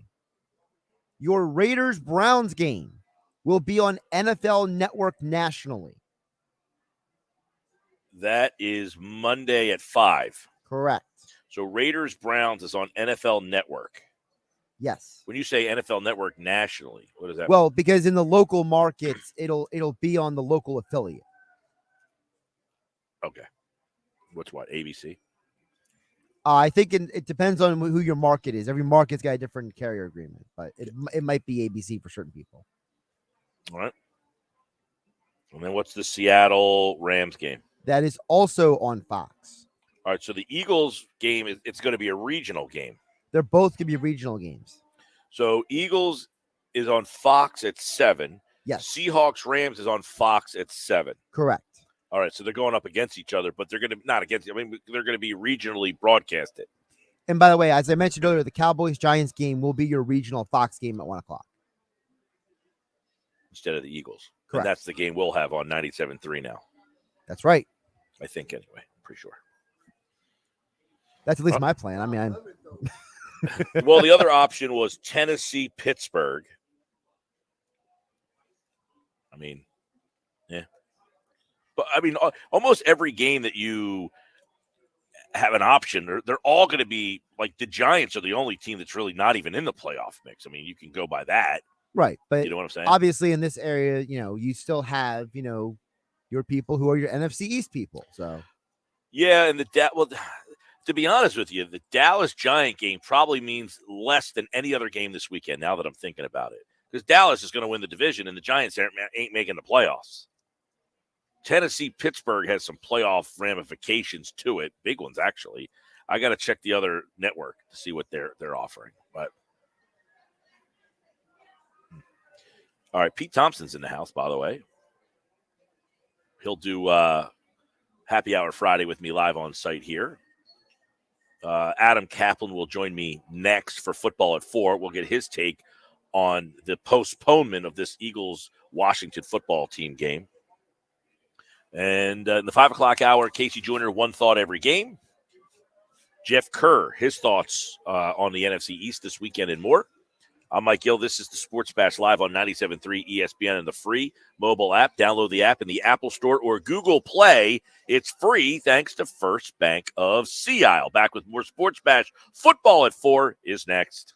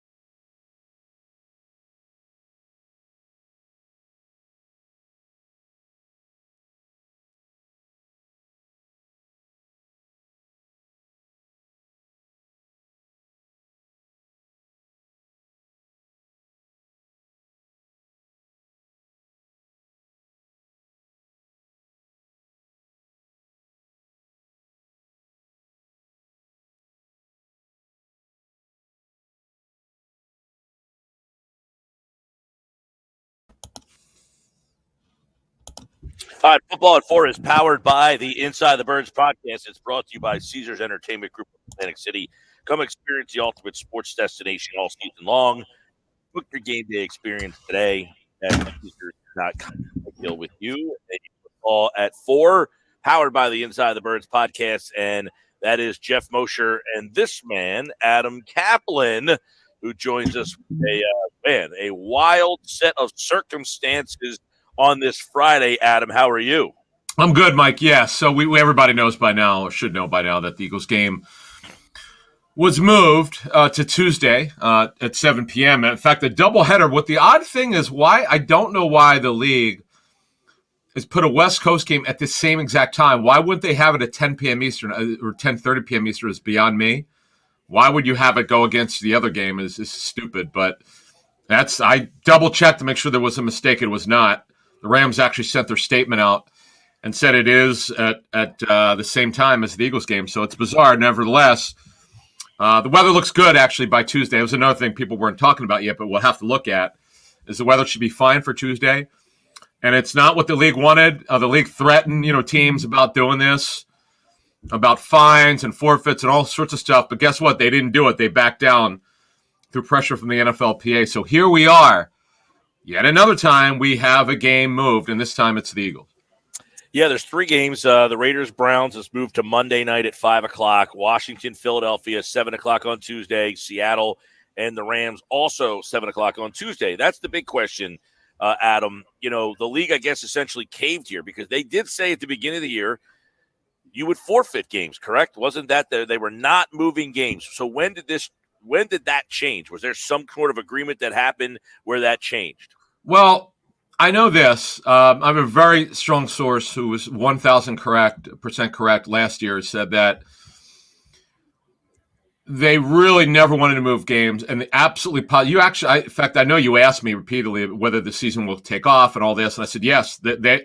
I had one guy tell me, who's my best source in the league, said if they had to play 50 backups or sign guys who were retired or play all special teams player, whatever the case may be, they would do it. They were getting the season in, and the guy was correct. Same guy told me before the season started, we're not moving games this year, that we're going to penalize the clubs. Well, 5 months later, the league backed down. Unless they issue a statement out or decide they're going to fine teams. Fining is one thing. Docking draft picks or doing something punitive is another. They're not. They've not indicated they're going to do that. I'm not saying I'm disappointed. I don't have any stake in it, but the league has said repeatedly that they're not going to move games, and they're gonna penalize. Because basically what they've said, Mike, is you're on your own here. You take care of your own house. And Cleveland and Washington especially had very bad breakouts. We saw the breakout last year with the Titans. They got fined. I know a lot of teams were really mad at the league and the Titans. They thought the Titans should have lost draft picks. So it's not been what most people around the league thought. And over the next 48 hours, I look forward to hearing from people around the league and other teams, because when things like this happen, when the league has shown leniency or not done what other teams should do or think they should do, typically you get strong responses. So I look forward to finding out about that. Yeah, I mean, what do you make of? And I guess I'm assuming a lot of the social media, Darius Slay, Eagles players. Yeah. It seems that the players who were on the teams that didn't do anything wrong. I mean, in some instance, if you're the Eagles, you're in a playoff situation. Your game is moved to Tuesday. Now they had a bye, so it's not like they've been off extra time. So you're going to play Tuesday, and I'm imagining again on Sunday, right? They're not going to do anything with the Sunday. It will not be right? moved. No way it's going to be moved unless, again.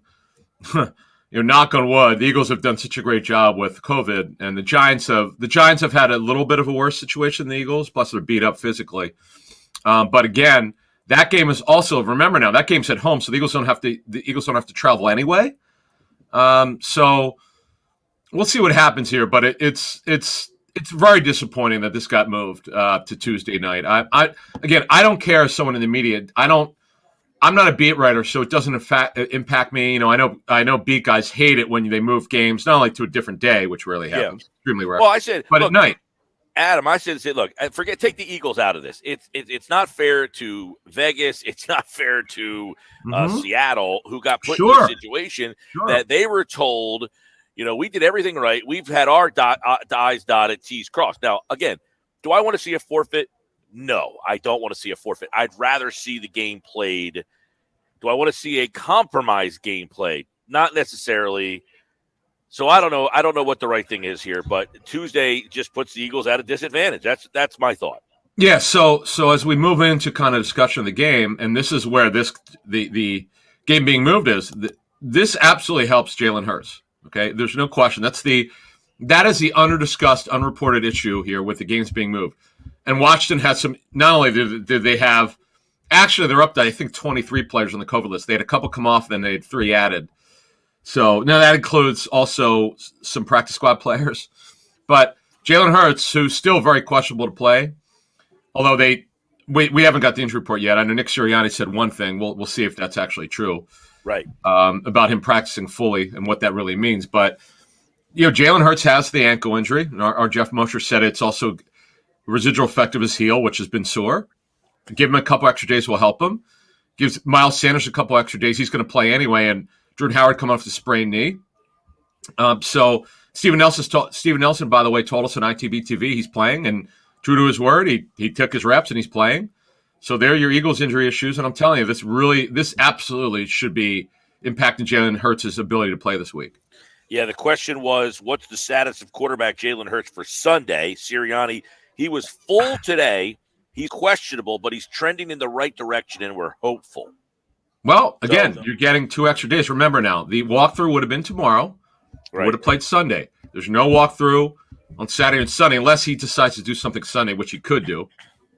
But the walkthrough now will be on Monday, and the game is Tuesday night. In fact, remember, it's not being played Tuesday during the day. It's being played at night. So he's getting 2.5 days worth of healing. Yeah. So I hate this. I don't know this for a fact. Where I think Moshe and I have similar information. I would have called him very questionable to play at best for this game, despite what Sirianni is saying. Moshe said Wednesday here on Football at 4, Adam, that he would say 50-50 and lean towards he was not going to play. Right. Now, again, we've got this new information. Yeah. He gets extra time to heal here. So we'll see what happens. We'll see. And Gardner Minshew obviously would start. And I also think this is just a guess. But knowing the way coaches do this and docs, if he's cleared to play, he's starting. I don't see him just being the backup. That's foolish to me, considering he took reps today with a first-team offense. If he's ready to go, he's got to be started. Why would you have him as a backup? Because he's one injury away from coming in. Just to let the listeners in, Sirianni did say today that Minshew did take reps with the first team as well. Sure. Today. Now, Sirianni, when he spoke this afternoon, he was under the impression they were playing Sunday at 1 o'clock. Yep. So that's key to keep in mind. Adam, one other injury thing, Jordan Howard and Miles Sanders, it sounds like they're both going to be ready to roll. Yeah, they're going to go. Yeah, no doubt. The only thing with Sanders is how long could he last? Because you saw in the Jets game, it was great, best game of the year, but he was hobbled badly. He left the game. He was limping. He had a good, as we understand it, he had a good week of practice, whatever reps he got. Jordan Howard coming to the sprained knee. The question is, before we move to Washington, what's the rotation going to be? You're not typically going to have 4 backs up. You typically have 3. I get 2 of her come back from injury. If they think Sanders and Howard are ready for regular roles, I would think Kenny Gainwell will be the odd man out because Boston Scott has been terrific. Yeah, I like Scott getting touches in moderation. Yeah, sure. Now, the list of Washington injuries, many of these are COVID related, but who of the injured Washington players are in peril? All right, so this benefits a couple things. Okay, let's talk about. We'll sum. We don't have an hour, so I'll sum this up in 3 minutes. Taylor Heineke from Old Dominion, who I've been watching since the 2016, I think, East-West Shrine game, or 15, 16, whatever the heck it was. He had a knee issue. Well, that knee issue is no longer an issue. It's a right elbow issue. He's on the COVID list. He will have a chance to come off of it and play, I would believe, because he's fully vaccinated. So we'll see what happens. The thought was that he would not be able to play if the game was Sunday. Now it's Tuesday night. Maybe he plays. Terry McLaurin has a concussion. He's close to being cleared. He's got one more step in the concussion protocol. You would think he'd be cleared now that the game's back 2 days. Curtis Samuel, he's had all sorts of injury issues. He now has a hamstring issue in addition to the groin issue. Maybe this helps him. Now, defensively, this is where they got major problems. Jonathan Allen, their star defensive tackle, signed a mega extension earlier this year. He's on the COVID list. Maybe this helps him. Tim Settle's one of the key backup D tackles. Maybe this helps him. Maybe this helps Montez Sweat, who's on the COVID list, come back from his broken jaw. My understanding is he would be available if not on the COVID list. And the corners, Kendall Fuller is one of the corners. Start one of their top 3 corners. This may help him come back. So it's really just unfortunate that they have this breakout. And, the problem that players have, and I think this is where some of the player complaints are coming. The fully vaccinated players, and like a peace offering to get the players to be vaccinated, the NFL pushed the Players Association to agree to testing only once a week, typically on Mondays, if you're fully vaccinated. The problem is, let's say you test negative Monday, you get the results back. Who says you can't get it later in the week and spread it around the building? That, to me, would be a logical guess of what's happened with Washington. And, that's the problem. What do you make of what Jerry Jones – did you hear what Jerry Jones said, Adam? No, what did he say? Essentially, Jerry Jones, I think he was on 105, whatever station he's on down there, and he does his hit in he has a radio show or something. Yes, in Dallas. He said that moving forward, quote, I think we will get to a point probably this week that will only test if symptomatic, that if you've been vaccinated, that's a good thing. Test when you're symptomatic, and that's it. Well, but you have to be fully vaccinated for that to happen. You mean you can't? As we said, if symptomatic, that's if you've been vaccinated. Right. So the new protocols that just came out yesterday, the updated protocol. If you're fully vaccinated, you only have to be tested once instead of you only have to have 2 negative tests if you test positive. Now you only have to have 1. Right. Now, if I'm listening correctly here, you're just saying if you're fully vaccinated now, Jerry Jones thinks you should only be tested once. It doesn't have anything to do with you testing positive. You just have to be. I think what a lot of people are, and we're all very fatigued by this, it's to the point where you're like, look, if you are asymptomatic and you are healthy enough to play and you're vaccinated, should you be in the protocol that you cannot play? Right. In other words, if you have, if you are asymptomatic and feel healthy enough to play, should they now allow those players to play? Right, and that's the thing. Now again, nobody's an expert here, though we should listen to the experts. You're seeing, and this has been a real problem. So many players are asymptomatic. It's not, by the way, it's not just here. It's in the NBA and other sports because they all been hit this week. Some of these guys feel great. I mean, I've had 2 friends of mine who are very close to me who've had COVID twice. The one of them, the second time he had it, he never felt sick. I mean. Again, I'm not taking sides on this. I'm just calling it down the middle. Yeah. But it's just this is look, nothing is perfect. Nothing is perfect. Now, what we're finding out.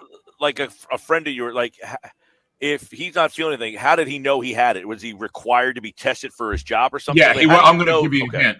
He works for an NFL team. So, gotcha. So I'm not going to talk about who he works for, but that's fine. It's just like I, to my knowledge, I have not had it, so I don't know. Like I've not felt to the point where, like you're saying, this guy never felt anything, but he knew that he had it, so he must have had a job where he. No, what happened was someone in his family had it, so he had to be tested, and he got it. Gotcha. Yeah, because someone wasn't feeling right, and someone close to him was tested and was positive. So this guy, who's in coaching, got tested and he wound up having it, but he said, man, I feel fine. I'm asymptomatic. Yeah.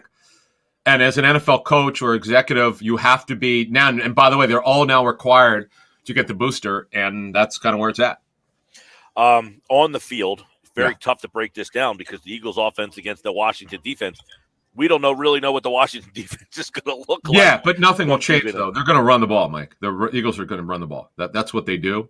I don't care who the quarterback is. They're not. I know people have been saying, coming out of the bye, what would they do? We saw, last week, they're a running football team. That's what they do. They're coming out of the bye relatively healthy body. It's something we haven't talked a lot about. Knock on wood. They're going to run the football. That's probably the best way to sum up this offense. I mean, what would you think they would do, Mike? Oh, I agree, especially against this muted front that Washington's probably going to throw out there. I almost would say, Bill Belichick, can you give me your game plan from the Buffalo game in the wind? Can you give me those? Right? Yeah, well, that was because of the win, and you're not going to ask Mac Jones to throw the ball because he can't for the win. But yeah, it's pretty interesting, isn't it? Well, I mean, in Philadelphia, you got Minshew. If he plays, he doesn't have the strongest noodle in the world, and Hurts is not, a guy who's ripping it through the wind either, I would imagine. So run.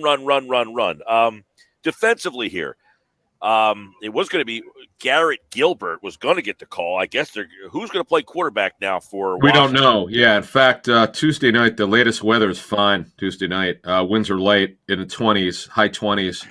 We won't have any bad weather, so you'll be able to throw in that weather. We don't know yet because we're way too far out from now. Again, as I said earlier, who knows who'll get cleared. But they did sign Garrett Gilbert, though, right? And the report was that if the game was Sunday, he was going to start for them. Garrett Gilbert knows the offense because he had been in it. Scott Turner's offense before with Carolina, but they're another team that's committed to the run. Scott Turner and Ron Rivera made that decision about 4 weeks ago that they're gonna stop asking Taylor Heineke to throw, and they're committed to the run. And Antonio Gibson, they've done that. Now, depending on the COVID issue, their defense has changed completely, just like Kansas City did. They were mostly a man coverage team. They now moved to mostly zone. And it's really helped. And by the way, it's been the exact opposite with the Eagles. They played more zone defense than any team in the National Football League through 8 weeks, about 90%. Mm-hmm. Now the Eagles, the last 5 weeks, are in the upper half of playing man coverage, which is surprising, but it's worked for them. So it's been a change. So let me ask you real quick, Adam, why are you guys going to move the Inside the Birds pregame show? Yes, we can announce that. Thank you for asking. It's me, Jason Avant, and Mosher on Tuesday from what time's the game? 4 to 6 p.m. Eastern. 4 to 6 p.m. You could see it on YouTube, Facebook, or Twitter. Okay.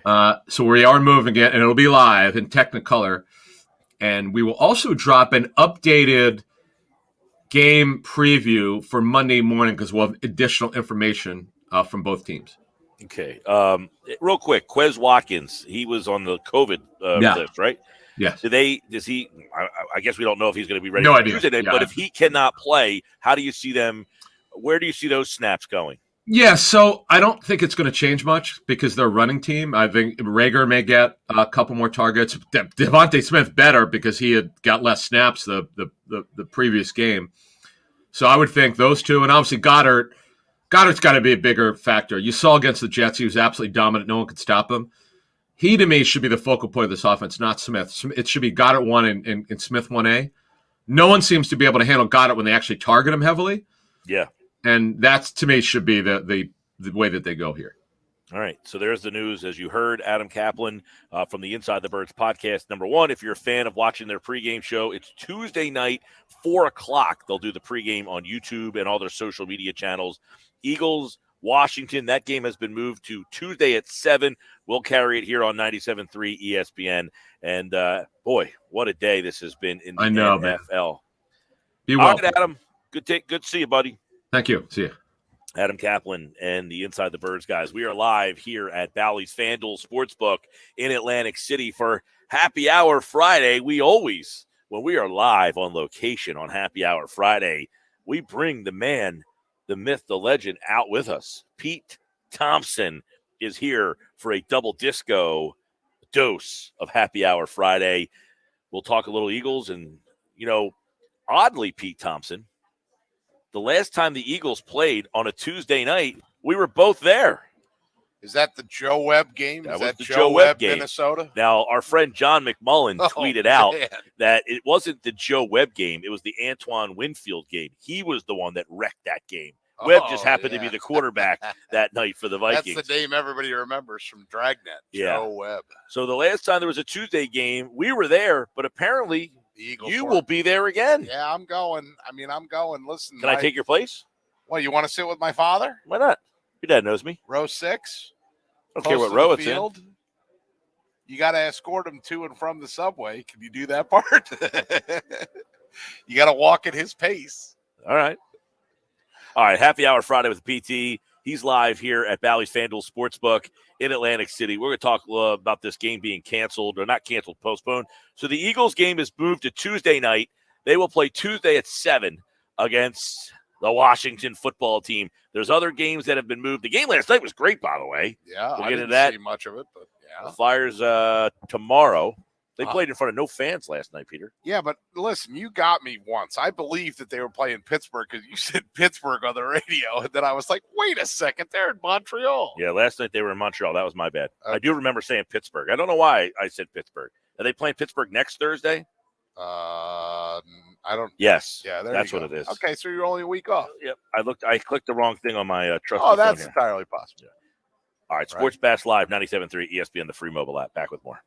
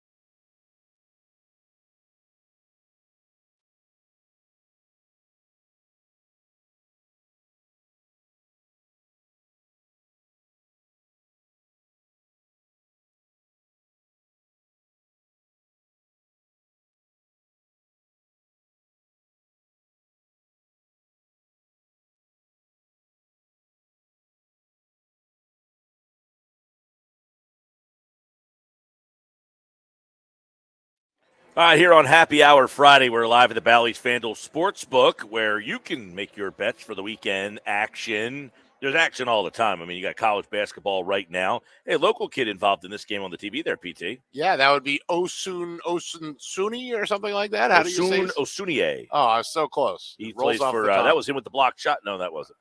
He plays for St. Bonnie. Yes. Look at St. Bonnie at 8-2. No, they're very good. Oh, another local kid. You didn't look at the team on the right. Oh, is that Mutz? Yeah, that's Mutz that was going up right there. He just got fouled. Yep. So you got, We got locals all over the place. Is that Mutz right there? I believe so. I don't think so. Really? No, it's John somebody. Yeah, you shouldn't do that, PT. John Jacob Jingleheimer Schmidt.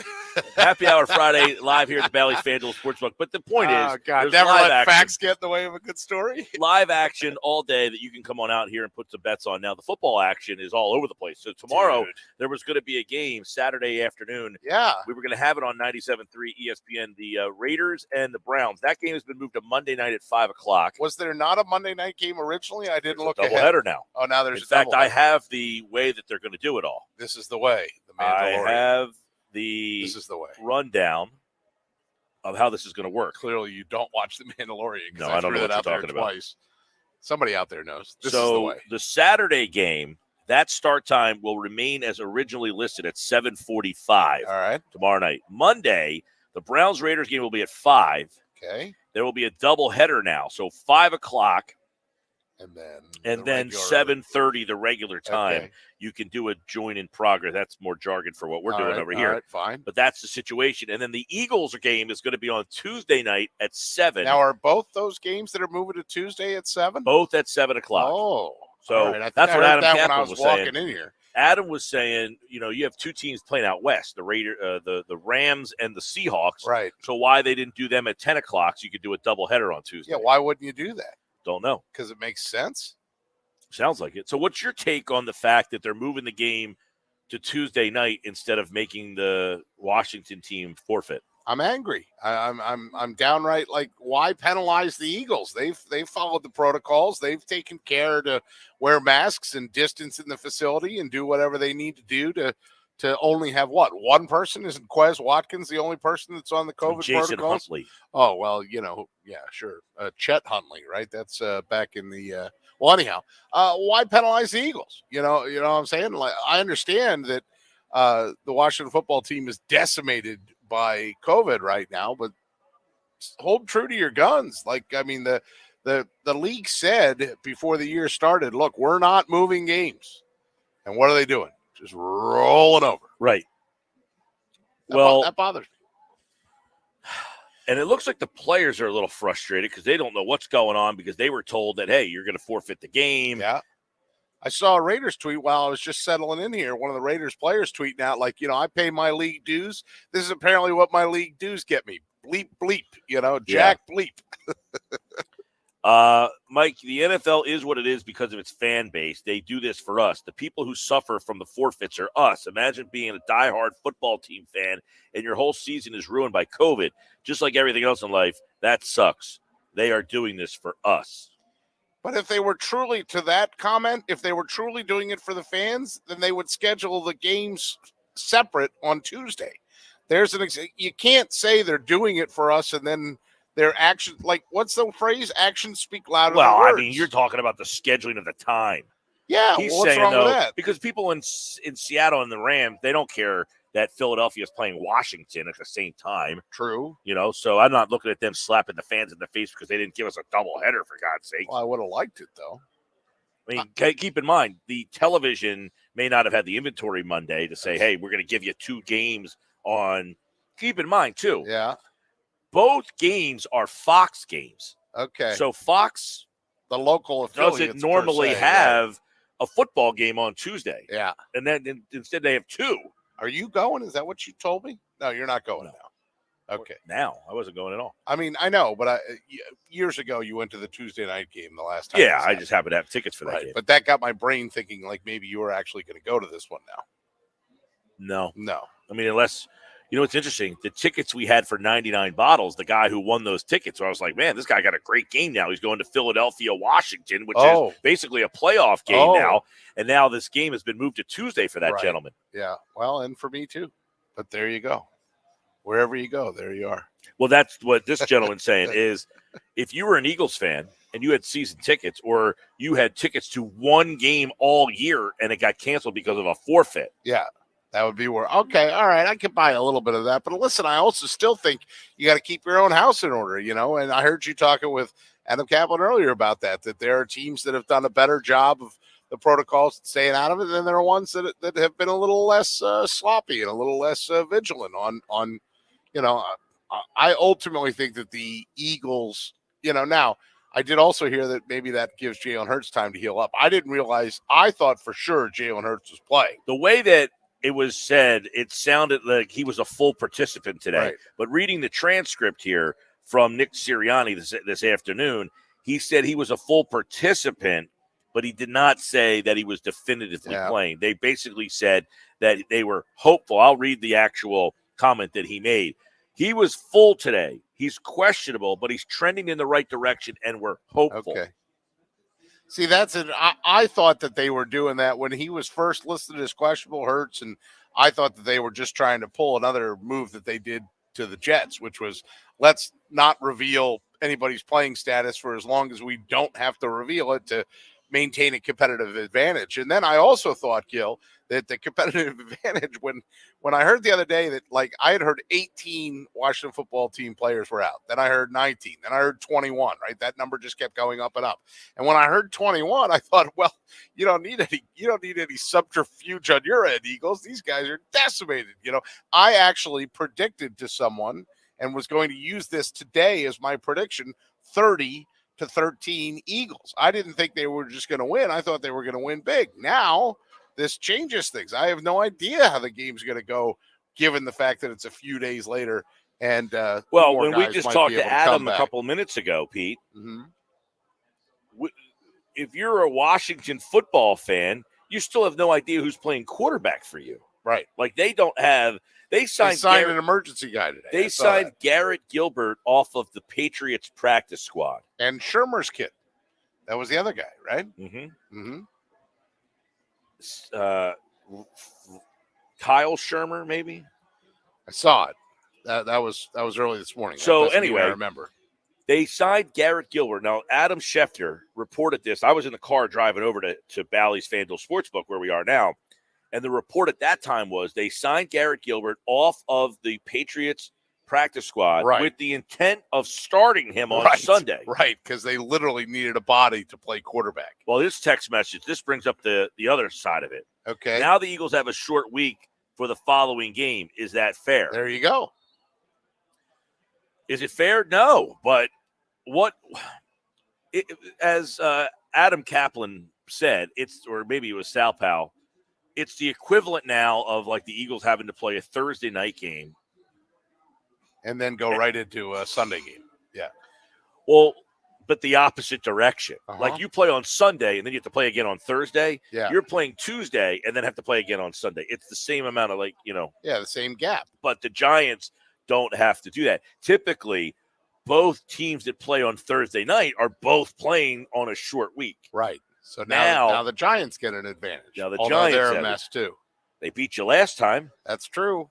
It's so crazy. You know what I mean? Just take a minute, Mike Gill, to sit here on this Friday and think about the fact that we have had a week where a coach got fired at midnight. You woke up and he's out, right? You got players later than that, right? You got players with COVID protocol, and you think you got to, you ought to be able to beat that team. Half of them are missing, and then all of a sudden, except there's not going to be a game, right? I mean, what a crazy week.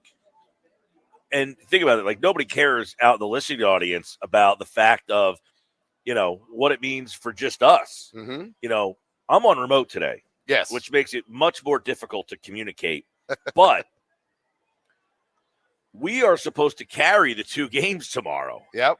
Well, because one is canceled, that changes the entire way that our commercials and everything is scheduled. So we have to then talk to the traffic department, which isn't even in our freaking building. Yeah. So Lord knows where they are. try to get in touch with somebody in traffic at 3 o'clock on Friday to say, hey, you scheduled all the commercials for this weekend, but those games have now been canceled. Right. So the trickle-down effect to everybody, there's Jared Mutch right there, Yeah, 25. there he is, 25. So we were looking at 21. He's 20. I knew he started with a 2. So the trickle-down effect of that, Pete, is we had a that's doubleheader. another one. Sean Payton.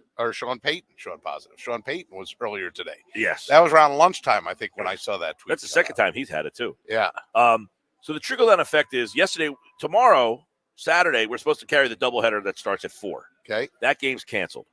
So instead, we're going to switch over to some college bowl games, and that will take us to 7:45, and we'll go to the NFL game that kicks off at 8 o'clock. Sunday, we're supposed to carry the Eagles game, obviously. Yep. Little that hole game there. is now canceled, so we will go to the Tennessee-Pittsburgh game, and we'll carry that game instead of the Eagles game, and then that will take us to San Francisco-Atlanta, which will then take us to Sunday Night Football.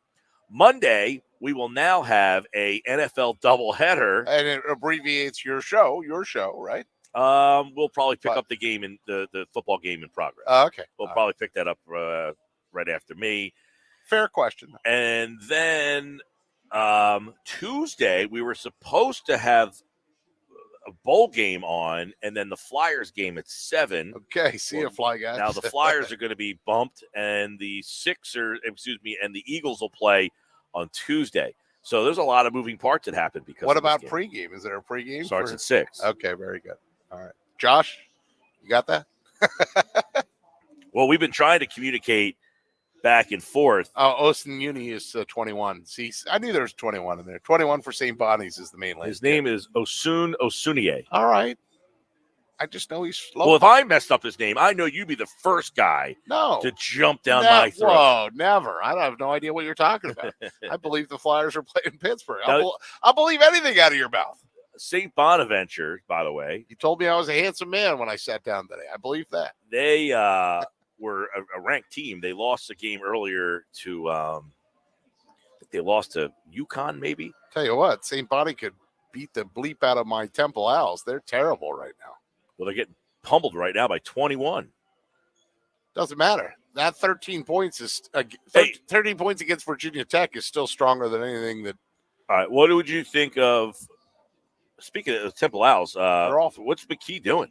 Yeah, the big question is. Wasn't he? He was a popular hire. Yes. This is where. Right. This is a perfect example of the people who love. Like, why don't they hire Chase Utley to be the manager? Legacy name. Yeah. Right. Why don't they hire Chase Utley to be the manager, or why don't they hire Seth Joyner to be the defensive coordinator? Right. People wanted Aaron McKee to be the coach at Temple. Why? Big time. Because he was a great Temple player. He was a great NBA player, and he's not doing such a great job. No, and one of the things that's interesting too is, and I saw this on an Owls thread that I follow, is a legitimate question of why isn't Temple playing the matchup zone, right? If that's the system that Aaron McKee learned from John Chaney and that he played, why are they not playing that matchup zone? And then a lot of people came in and jumped back in with, well, you don't have the athletes. It's quite simple. Today's athletes don't want to play defense. It takes a lot of work, a lot of dedication to get out on the perimeter and to play defense the way that you'd have to play defense in a matchup zone.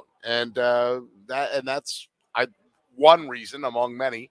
Nobody could shoot anymore either. That's the other thing. It's all. What'd you think of the football hire? I'm okay with it, I guess. I mean, the other guy had to go. I mean, he'd taken the program to new lows, right? And he didn't want to be there. No, he didn't want to be there, and he'd lost the locker room. So I'm cautiously optimistic. Well, what's the connection? Any connection of this guy to Temple? I don't remember if he had a connection to Temple. I looked up I looked up some of his record, when he got hired, but I don't remember him having a full Temple connection. Sorry. Did you have a favorite? Me? Did I have a list of? No, I didn't even. I got to be honest with you. Temple football is so far backwards, like so far on the back burner. Well, I know a lot of people that are colleagues of ours are in that Temple circle, and they have been talking about Colin Thompson, Harry Mays. So it says that he was he has the Philadelphia area in his blood, but I don't remember what the CV is of why did he play in Philadelphia. How did he Okay. What's the thing? Well, I know a lot of people were interested. I seem to know more about this than you do, and I'm not even a Temple guy. Well, that's fine, but that again, I'm trying to tell you that I literally know that they hired a guy, and I know his name. What's his name? Okay, you ready? His name is Drayton, Stan Drayton. Okay. I know a lot of people were interested in Fran Brown. Oh, okay. Well, who's he? Did you go to Temple? I did. Just making sure. All right. Fran Brown was on the staff for Rule. He's at Rutgers right now. Okay. But he is credited for recruiting the South Jersey area very well. Well, I would have been okay with that then. I mean, that's the biggest thing I think that's been missing. And the reason that Matt Rule did so well is because he was able to convince the talent around here not to go to Penn State, not to go to Rutgers, and not to go to some of the other schools that are right. Well, a lot of people give Fran Brown credit for being the guy that was able to get them to go to Temple instead of, say, Rutgers or Pitt or. This is why Drayton has Philadelphia ties. He coached with Al Bagnoli at Penn. He also coached with Andy Talley at Villanova, like when he was first transitioning from player to coach. He was under those guys. What was his first job here? Oh, it looks like he was at Allegheny. That was his alma mater. And then he was a grad assistant at Eastern Michigan before he started getting paid. You got to kind of intern before you can actually get paid in college jobs. All right, Sports Bash Live, 97.3 ESPN. Apparently, I went to Temple. Pete Thompson did not. No, I just didn't read a lot of the background on the guy yet. I knew his name. I didn't expect we were going to go down this rabbit hole. Jeezy peasy, put in pie. I'm a proud Temple alum. You are not. You're a West Virginia alum. I'm a proud Temple alum. So we had a conversation earlier. Somebody texted in. They wanted funniest thing I've heard. Yeah, I'm happy to chime in. Rich in the Crest texted. He said he was crying, laughing, and said, anytime now he hears Cole's Cash, he won't be able to stop laughing.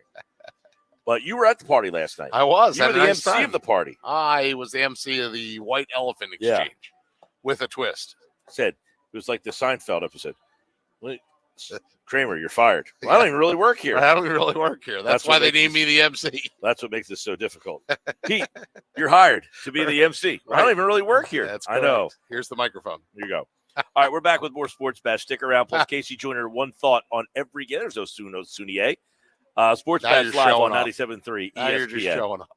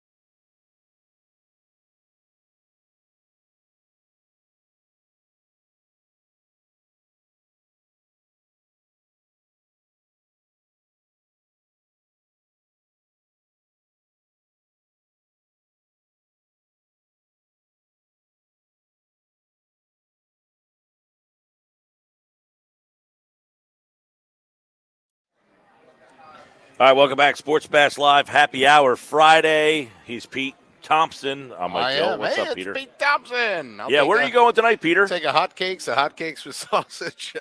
I'm going to be at the Buy Right Liquors in Williamstown. Looks like it's upside down. It's not upside down. The Buy Right Liquors in Williamstown from 6:30 until 7:30. Come out and try some Screwball peanut butter whiskey. You can win Flyers tickets too. That is Buy Right Liquors in the Black Horse Pike in Williamstown. Looking forward to it. We've had a lot of fun, Leanne and I, with these Screwball remotes. Have you seen the way the game works? I mean, I know you're on some of these things. The game, it's inflatable reindeer ears. So you put those out, and then you throw the rings and try to land them on the reindeer ears. Okay. Right. Now, God bless her, Leanne, a lot of times, like, first of all, the reindeer, the antlers do not fit on my head. You know, the first one I tried to do it, and then they were hitting me in the face, and I was like, all right, this doesn't fit my head here, Leanne. You got to do it. So she puts it on. Or if they have two, sometimes they, Are you forgetting what I'm talking about? I'm listening. Buy Just Right that Liquors. when that song is grooving in the background. It is a great song. It's, oh my God, I can't believe you just reminded me of this. CSI had a Vegas reboot. CSI, you know the show CSI. Never seen it, but I know what you're talking about. Okay, and you remember what the song was? Who Are You? Right? I just said I'd never seen it. But the theme song for the show was by The Who, titled "Who Are You?" Big Who song. Yeah. So they did a little 10 episode. Big Who song. Did a little 10 episode thing. Says who?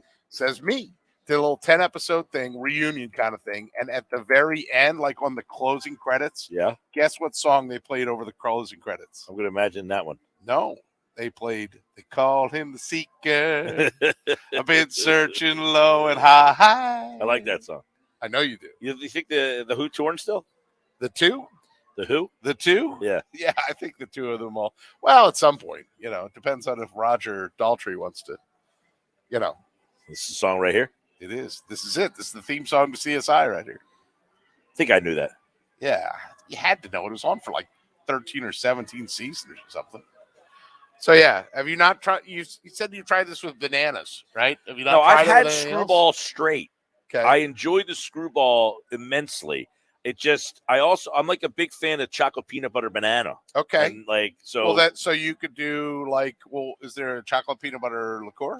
There's a chocolate liqueur. There's there's a banana liqueur. All right. So now, mix those together. I am a big fan of the Screwball. It was kind of introduced to me at New Year's last year, I think. Right. And we have a few people at the house for New Year's. Now, this year, I heard they wear pajamas. This year we're wearing pajamas. The theme of we like to have themed parties at our house. So this year, like last year for New Year's, we did the Roaring. I'll take that. Yeah, I knew you would. Last year on New Year's, we did a Roaring 20s party. Okay. Oh, that's why you had your Halloween outfit for a year. Yeah. So we did Roaring 20s last year. Thanks, Josh. By the way, for that music. Some of the other, so we've done some other things. We did a Kentucky Derby themed party. So we all wore like Kentucky Derby outfits. Right. Were you there that day? No. But I saw the pictures. And Looked so like the fun. party theme this year is pajamas. Right. But on New Year's last year, and I believe the year before, we had Screwball Peanut at butter whiskey. the New Year's party. It's a wonderful, it is. Ooh. It's real, and it's 35% alcohol by volume. Yeah, well, a mutual friend of ours, not for nothing. I don't want to mention his name because he is an educator, but he he said that he enjoys the Screwball. Yeah. And when I talked about the banana liqueur, that he asked me where he could get it. I figure you can get it anywhere. But yes, peanut butter. You could do like chocolate peanut butter banana or peanut butter banana, blah, blah, blah, blah. I mean, I was pleasantly surprised last Friday when we were at Rack's Pub in Atco that if you just put Screwball with a little bit of cranberry, it very much tasted like a peanut butter and jelly, and I was pleasantly, I had two of those because I wasn't driving the station car. So, okay. All right. So I want to ask you this question real quick because we were talking about this earlier. Heather was here. She was at the party last night. You were at the party last night, emceeing the party. Now, you were listening. Yes.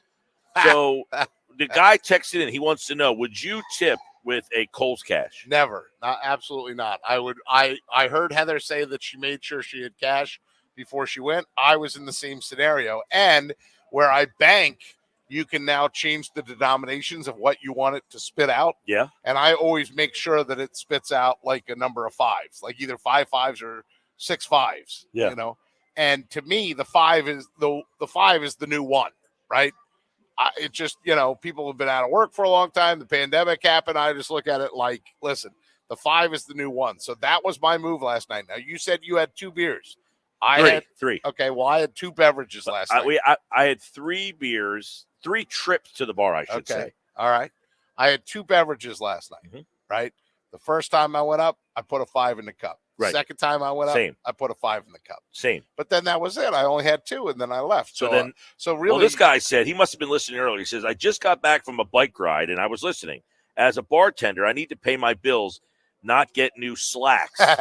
If there are 2 bartenders and one sees you put money in, you're good. We talk to each other.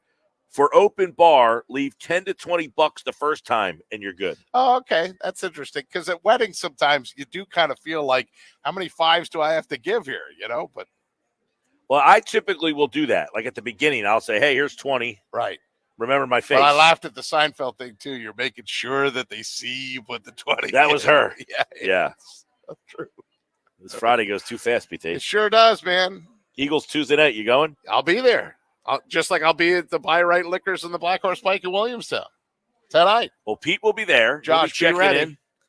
He'll also be on Sunday in the locker room with Billy Schweim. Yes, I will. All right. Looking forward to that. And Mike as Carlin. Always. Mike Carlin, his Colonial Mike. All right. Back with one thought every game. Casey Joyner next.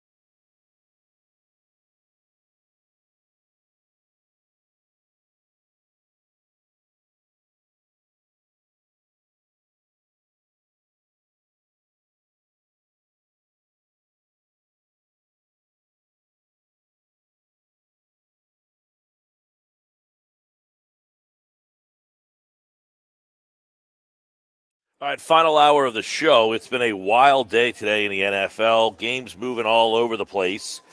And we've got the latest for you. So Saturday's doubleheader is now a solo game. That will be played at 8 o'clock. We'll have it for you on 97.3 ESPN. The Raiders and Browns game has been moved to Monday night at 5 o'clock. We'll have the Monday nights for you. And then on Tuesday, Philadelphia and Washington has been moved to 7 o'clock Tuesday. And that is also the same time that Seattle will play the Rams. It will be a 7 o'clock on Tuesday. Casey Joyner from The Athletic and the Philadelphia Inquirer. One thought on every game, but a couple of thoughts now on what has happened in the NFL today, where we were going to talk about 3 games, one on Saturday, 2 on Sunday. They have now been moved that we will probably dive a little deeper in when you're back on Monday. But what is your take on the fact that the NFL essentially caved here and moved some games to accommodate teams that had COVID issues? My thought would be that they probably waited to do a Friday news dump, that they probably knew they were going to make these changes early in the week and just thought, we don't want to do this on Wednesday or Thursday when everybody's paying attention. We want to send this information out on Friday afternoon when people are getting ready for their weekends. A lot of news organizations do that if you're trying to blunt the impact of a news report. So I think that's why they did it. And and it makes sense. I mean, they almost had to do it. If you get half a roster down with COVID, it's just you're not being fair to that team, even considering a COVID outbreak, if you could move the game. So I agree with what the league did, but this is why they probably did it at this time. Well, I and I don't really have a huge problem with it. It just, they kind of went back on what they said they were originally going to do, right? I mean, they said that you were going to forfeit. They were not moving games. You were not going to get paid if you did basically, were unable to play, right? They did. And I guess the thing is that you got to look at it. They probably looked at that through the prism of what Delta was, and this is the prism of what Omicron is, and the way that this new version of the virus is. It seems to be a lot more communicable, et cetera. You look at the other countries and what's happened. So I think they said, "Hey, we've got a different set of circumstances today than we did then." I still think they should have said, "Hey, we're going to go ahead move these games and make those changes." Because many people have travel plans to go to these games and such, and now you're waiting till the last minute to do it. I mean, it's really you should be giving the fans that much of an advance notice. I understand why they do it on a time like this from a news perspective, but I think that they just adjusted how they were going to handle these things based on these new circumstances. Plus, you don't want to have 3 forfeits if you can help it. So I like the idea of not being too stringent and saying, "Okay, fine, we got to go back in a word. We'll go back in a word. This is good for everybody." Yeah, now, I guess let's real quick talk about the Philadelphia situation, because both Washington and Philly now, they have to move to Tuesday. The winner of that game is obviously a leg up in the wild card situation, but then would be on a short week, right? I mean, so they're going to have to play Tuesday and Sunday. So the winner of that game, while they would have won a game, they will be in a precarious situation that they will have to play again, Wednesday, Thursday, Friday, Saturday, Sunday, 5 days later. Yeah, they will. I mean, if you look at the schedule too, I mean, the Eagles are going to have to play. I believe it's the Giants. They'll play the next week, so that's another divisional matchup. And the Giants are a very good team, to be blunt, though. So they've got a better issue. But look at Washington; they have to go to Dallas. If I'm Washington, it's like Philadelphia. Again, they've got the more favorable matchup, and plus it's going to be at home. So Philadelphia gets to stay home and. Yeah, it's going to be a tough situation, but it's not going to be anywhere near as tough as it is for Washington. If I'm Washington, I'm even a little more upset about this. But having said that, Washington's the team that has the outbreak, so you really can't complain. Right. All right. So typically on One Thought every game, we will dive into the Eagles game a little deeper, that they are not playing on Sunday. In fact, that game is not till Tuesday. So when Casey's back on Monday, we will take a little deeper look at the Eagles and the Washington football team. But I guess the one question is, today, Nick Sirianni said that Hurts was a full go, but he was not ready to commit to him. So does that give you any insight there? I think it gives me insight is that the Eagles have rushed for 175 or more yards in 6 straight games. Since the merger, that's only been done 8 times. 8 times it's only been done. That's the kind of situation they're in right now. This is elite territory. This is go back to the 1970s NFL, and you couldn't do this territory. When you're that good at running the ball, you're not moving to Gardner Minshew. You're not going to say, hey, we're going to end this streak. And I don't think it continues against Washington. If Washington plays the way it's been playing, I think they'll keep them under 175. But when you're doing that well and you've got the extra time to be able to go with your quarterback, unless he is a really hampered situation, unless you really think he just can't perform anywhere near where he's supposed to, you have to go with the running game. You can't go to a passing quarterback at this point. And interestingly enough, if the game was going to be on Sunday, Washington picked up Garrett Gilbert off the practice squad from the Patriots. He was going to apparently start the game on Sunday if they played. Tyler Heineke is possibly going to be ready for the game. So we'll see what Washington ends up doing at the quarterback position. All right, one thought every game. Let's get some thoughts tomorrow. This might be one of the more important games that's in the AFC, New England and the Colts. Now, New England's in the lead in the AFC East, and you got the Colts fighting for a wild card spot, and I guess they have an outside shot to catch Tennessee in the division.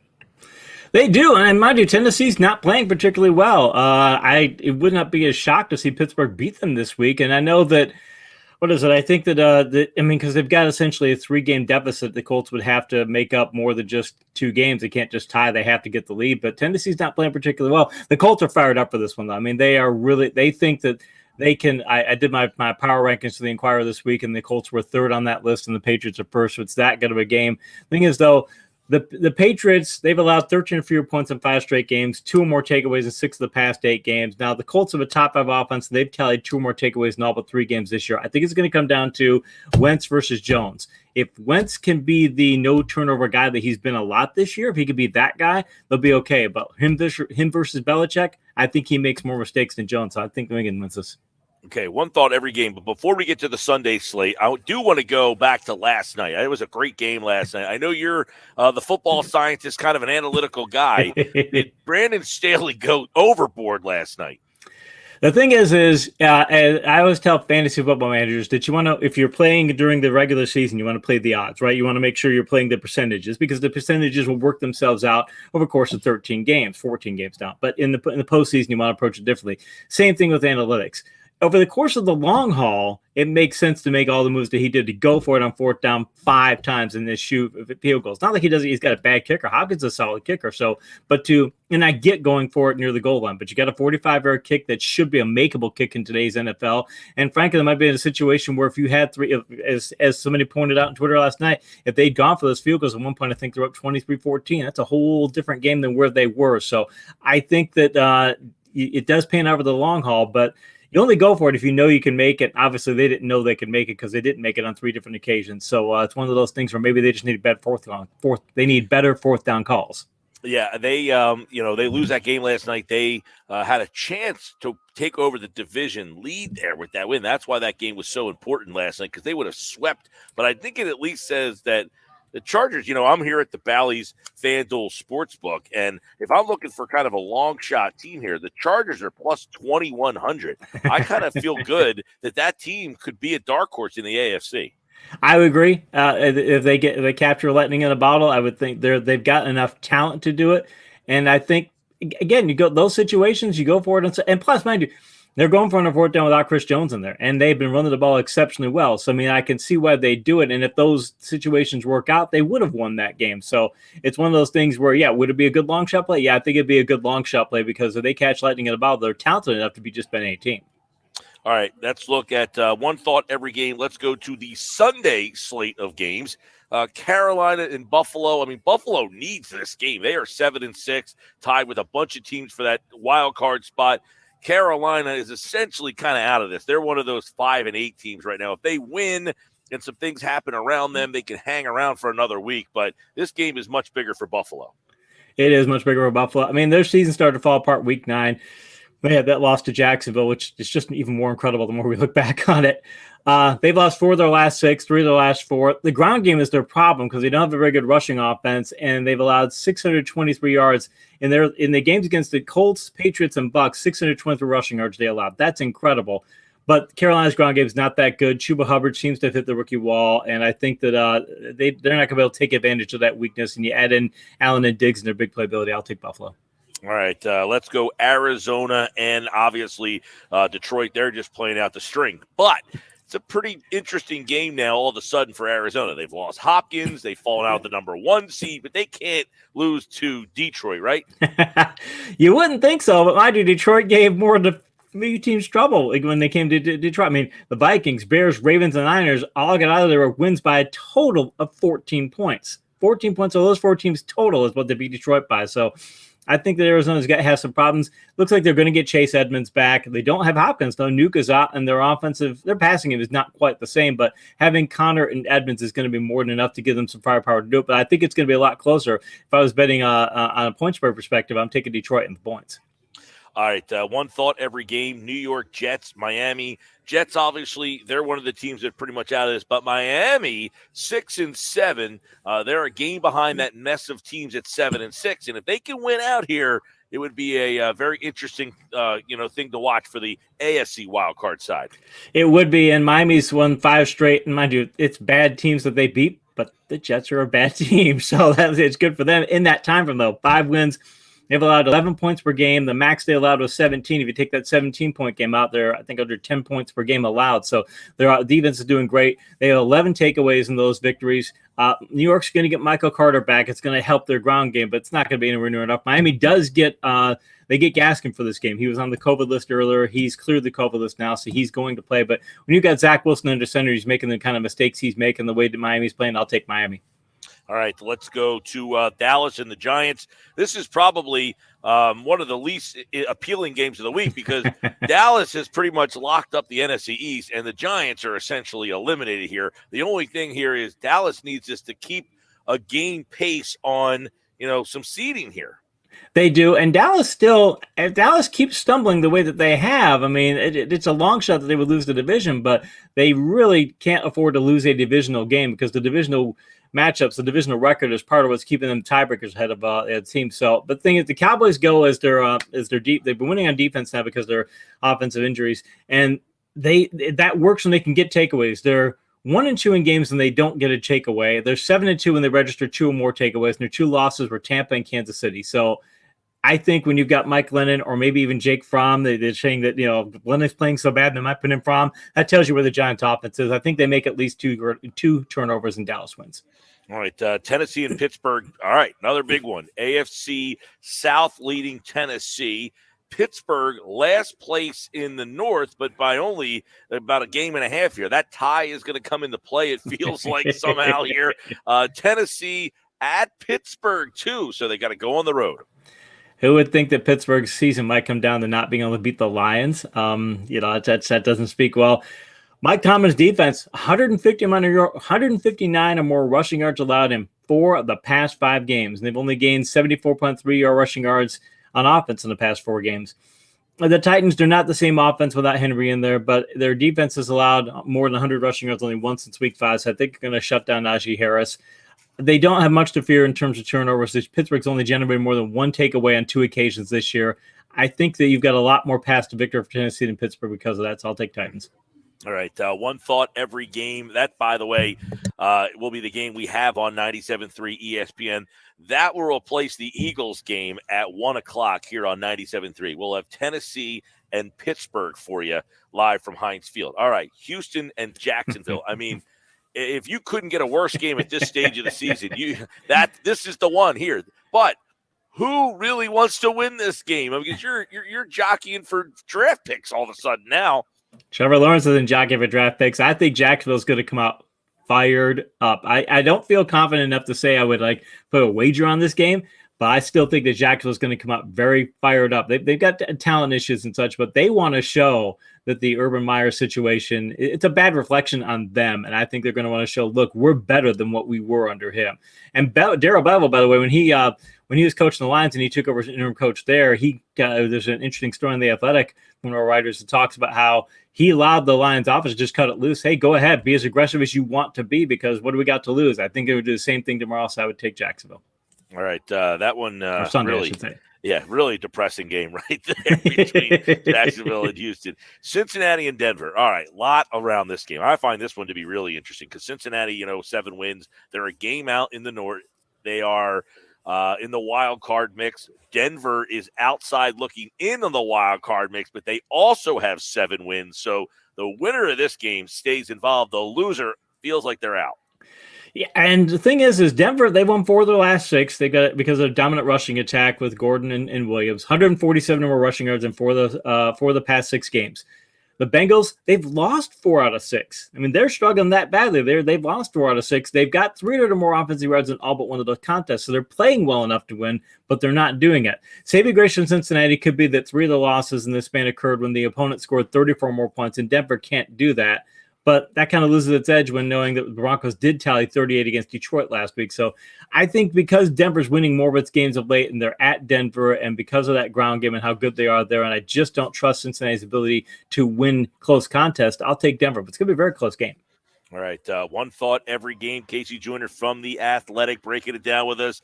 Big game in the NFC wild card. Atlanta is one of the 6 and 7 teams. There's 5 of them. San Francisco is currently the 6th spot, and they are a 7 and 6 team. If Atlanta can pull this off, you've got a lot of wonkiness going to happen here. But if San Francisco can win, they would feel pretty secure, I feel like, in the wild card race. I almost wish for their sake that it was a road game for the 49ers because they're so good on the road. They're 4-2 on the road. But here's the thing.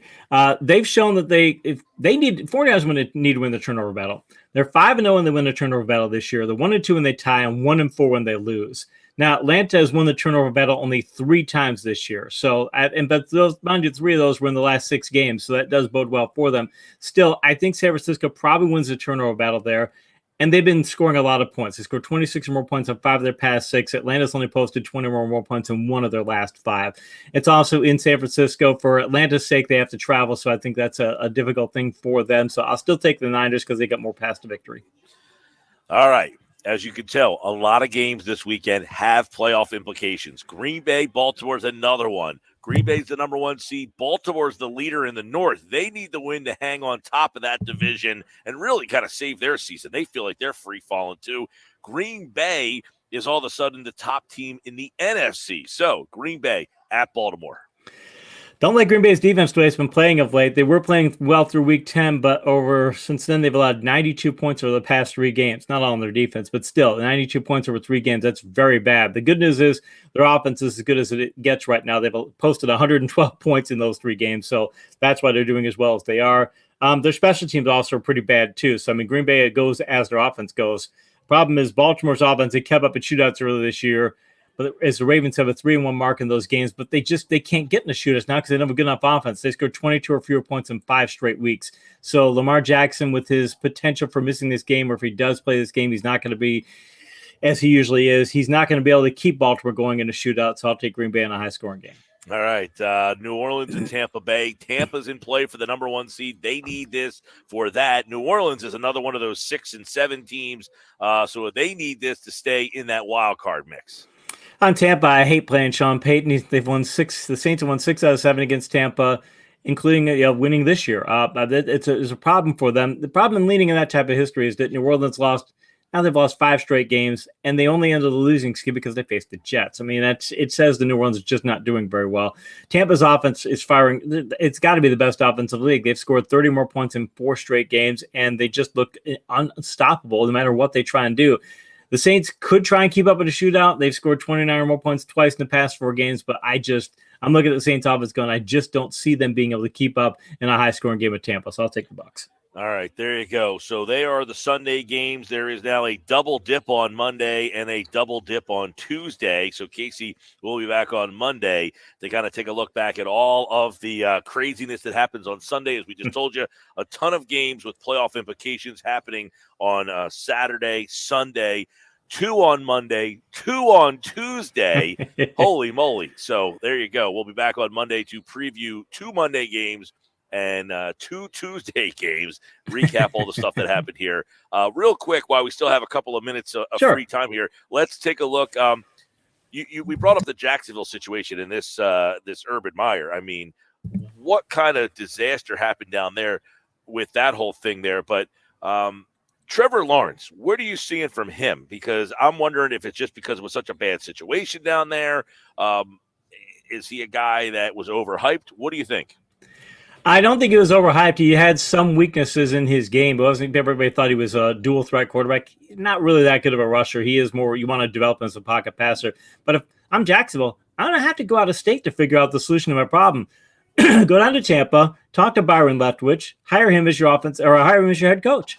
He's the solution to your problem. He's an offensive coordinator. He's coaching. He's offensive coordinating with maybe the best offense in the league. He's from Jacksonville. The Jacksonville fan base will love having him back because he was a big fan favorite up there when he was their quarterback and leading in the playoff game. So I think that Jacksonville's got it. It's a pretty simple situation. You hire Byron Leftwich, and I think that would change the trajectory of Trevor Lawrence's career because Byron Leftwich is one of the best offensive coordinators in the league.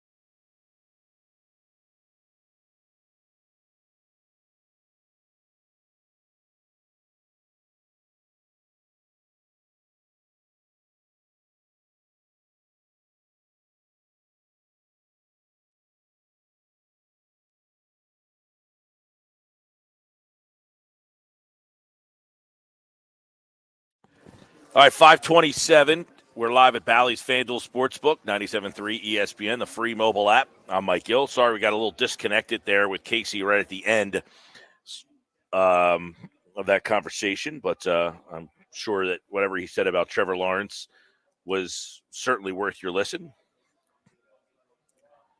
So I got the Bally's Fan Duel Sportsbook odds in my hand here as we wait for Jeff Kerr to connect with us here on Friday night. These are where the MVP odds are for the season right now. Tom Brady, your favorite. Aaron Rodgers plus 550. Kyler Murray plus 700. 950 for Josh Allen. This feels like a two-man race right now. Brady and Rodgers. Plus 150 for Brady, plus 550 for Rodgers. I mean, Mahomes had a pretty strong fourth quarter last night. He's plus 1,000. Herbert Right. plus 1,400. Other than that, I don't think there's anybody even in the conversation other than Brady and Rodgers. It feels like that, and it's honestly, I feel disappointed About what? that it's just. You say I feel disappointed. You don't tell anybody why. Well, I feel disappointed because of the fact that it's like it's just. It feels like this year was so open on so many fronts. Yeah, You know, it there's is. so much. Huh? It is open. Well, I mean, there's so much parity and there's so much going on, and then it's like That's part of the problem. There's so much parity that it has parodied the there's no clear-cut MVPs because there's no clear-cut team. right, but it's like it just feels like it's the same two guys it's always been. Well, they have the two best teams. I mean, Tampa Bay and Green Bay are the number 1 and number 2 seed in the NFC. I mean, Josh Allen, Patrick Mahomes, who's the number 1 seed on the AFC side of things? Is it Well, New right England? now it'd be the Chiefs, but that's until the Patriots play tomorrow night. Right. So Mac Jones, he is the leader for the offensive rookie of the year. He's minus 500. He's essentially going to win the thing. Jamar Chase is next. Devontae Smith is actually third, plus 10,000. So basically, if Mac Jones gets injured tomorrow, Devonta Smith has it outside. Well, Jamar Chase is plus 350, so he's even way better than Smith is. That's true. Yeah, defensive rookie of the year, Micah Parsons is minus 2,000. But to go back to the other, I mean, there's no AFC clear-cut team. Like, you know, there's not like a 13-3 type of team over there. Right, there's no juggernaut. No, so the MVP is actually, you know, you're saying I wish there was other guys, but they're the teams that are winning. Tampa Bay, I know. Green Bay, Murray's third, Arizona. I mean, Josh Allen being fourth, their team's barely in the playoff race. I was kind of hoping that Jonathan Taylor would be able to keep up what he was doing earlier this year, but, you know. That Jonathan, it's funny you say that because I was listening, I think it was Andy McNamara. You were talking to him last night, and you asked him something about Jonathan Taylor, and he said, well, you got to play him 4 or 5 touchdowns. I said, he had 5 touchdowns or something in one game. Right. And I haven't heard his name since. Because they stopped running the ball at one point. They got pass happy. But people were acting like, oh, he should be the MVP or he should be in the MVP conversation. You don't get in the MVP conversation based on one game. No, but when he rushes for over 100 yards, the Colts are undefeated. Yes. Well, guess what? The Colts are 7-6. So read into that what you will, but there's plenty of Colt games I've seen, and it's like two different offenses. He's plus 1,800 to win the MVP here. He ain't winning it now. No. So we were talking about prop swapping a couple teams, the long shots, and I said the Chargers. Now, they lost last night, and they are plus 2,100 to win the Super Bowl. To win the ASC, they're plus 1,000. And to win the West, they're plus 190. Right. So that loss last night didn't really do much. I still like them as a prop swap, long shot, type of deal. The other team, they're plus 2,100. Indianapolis is plus 3,900. You like that? I'm intrigued. I don't They love get it, in? but I'm intrigued. What about San Francisco at plus 4,300? I got to say, I like San Francisco better than Indy, though. Okay. Well, plus 4,300 for them to win the Super Bowl. Now, for them to win the NFC is plus 2,500. I mean, I don't hate it. Okay. Well, there's Jeff Kerr. Let's go to him as we got the news of the day. Obviously, Jeff probably has an opinion on this from CBS Sports, covers the NFL. Jeff, let's start with what we first know on Saturday, that the game tomorrow has been moved to Monday, and the Eagles and Washington game has been moved to Tuesday, and the Seattle Rams game has also been moved to Tuesday. So let's start with that. Well, thanks for altering my weekend, NFL. I really appreciate it. So I'll start there. Once I first heard Saturday's game may be moved, I started to come to the grips that the Eagles game was going to be moved, because you can't move one and not the other. I mean, but the Washington one, to me, just doesn't make sense, because that started with an unvaccinated player in Montez Sweat on December 8th. And it's been a chain reaction ever since. But I understand why the league's doing it. Obviously, it's much different than last year. It's a much different circumstance. I know the protocols are in place, but again, it's like amendments to the Constitution. You can always alter them. So I get the uproar, but I don't feel there's a need for an uproar. The Eagles should still be able to beat this team on Tuesday night. I don't care about the short week. They still should be able to beat this team and the Giants. That's just how I look at it. I tend to agree with what you're saying. The only, I guess, bad precedent is what the players are saying. Hey, we were told something, we were told that there's going to be forfeits if you're not ready to play. We basically kept our end of the bargain, and now we're being penalized for it. I mean, because quite frankly, you're saying they should be able to beat these two teams. I mean, quite frankly, they didn't beat the Giants the last time, and now they're going to play them on a short week. Yeah, and look, I agree with Darius Slay 100% on this. Like, Quandre Diggs. Well, it's not, just to be fair, it's not only Slay. I mean, McLeod, who's a pretty well-respected guy, he's tweeting. Well, Quandre Diggs was another one. KJ Wright, because Seattle's in the same boat the Eagles are. It's like, wait a minute, what did we do? It's not our fault. It's you guys can't control what's going on in there. The Eagles have done an excellent job. Seattle, I think, was one of the other teams that did a really good job of it last year, if I recall. It's been so long now, but I don't know, Mike. I'm starting to think that the NFL season, it's going to go topsy-turvy now with all this. We're playing all 18 weeks on time. I'll say that. Think about this. They had, now I guess the fact that the two games, and you might have some insight on this because you're, over at CBS, the two games were on NFL Network tomorrow. So it wasn't like the networks lost the game here, right? No, and Monday's game's moving to NFL Network. The game, so there's it was originally it was on NFL Network to begin with. Yeah. So it didn't. You didn't affect CBS, NBC, or Fox, or ESPN with the games tomorrow being altered. Now, Fox is picking up the games on Tuesday and putting those games both on at 7:00. Now, Adam Caplan was on earlier and wondered, hey, you got an East Coast game and a West Coast game. Why didn't they do a doubleheader instead of doing both games at 7:00? But the fact that both games are on NFL Network tomorrow changes. Now, if these games were next weekend, I think ESPN has the two games next weekend? No, next weekend is one's on Fox and one's on NFL Network. So the first game's on Fox, the 4:30 game, and the 8:00 game's on NFL Network. ESPN's got the Week 18 doubleheader. Okay, I was going to say, I know they're calling it Monday Night Football on Saturday or something to that effect. It's coming up on one of these Saturdays.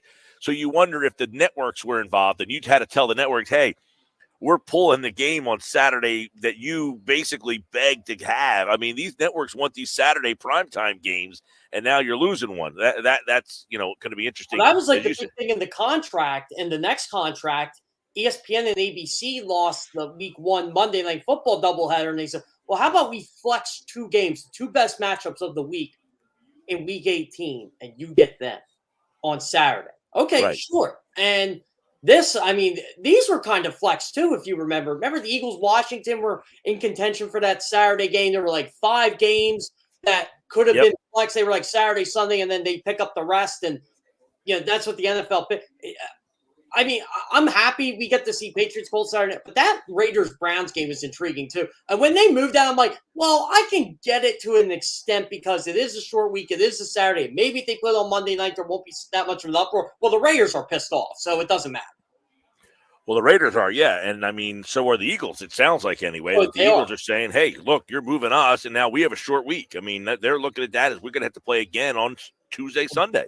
And I've said, when people were saying this isn't fair, well, I'm in the better mood right now because I just coached a basketball game last night where our best player got hurt a minute in and we lost by 11. So, life isn't fair. You just got to deal with it. But, right, exactly. Well, but the problem, it seemed like last year this was happening often. This is the first time it's happening now. And this is all new. Like a week ago, if someone said to me what the Omicron variant is, I'm like, what is that, Voltron or something?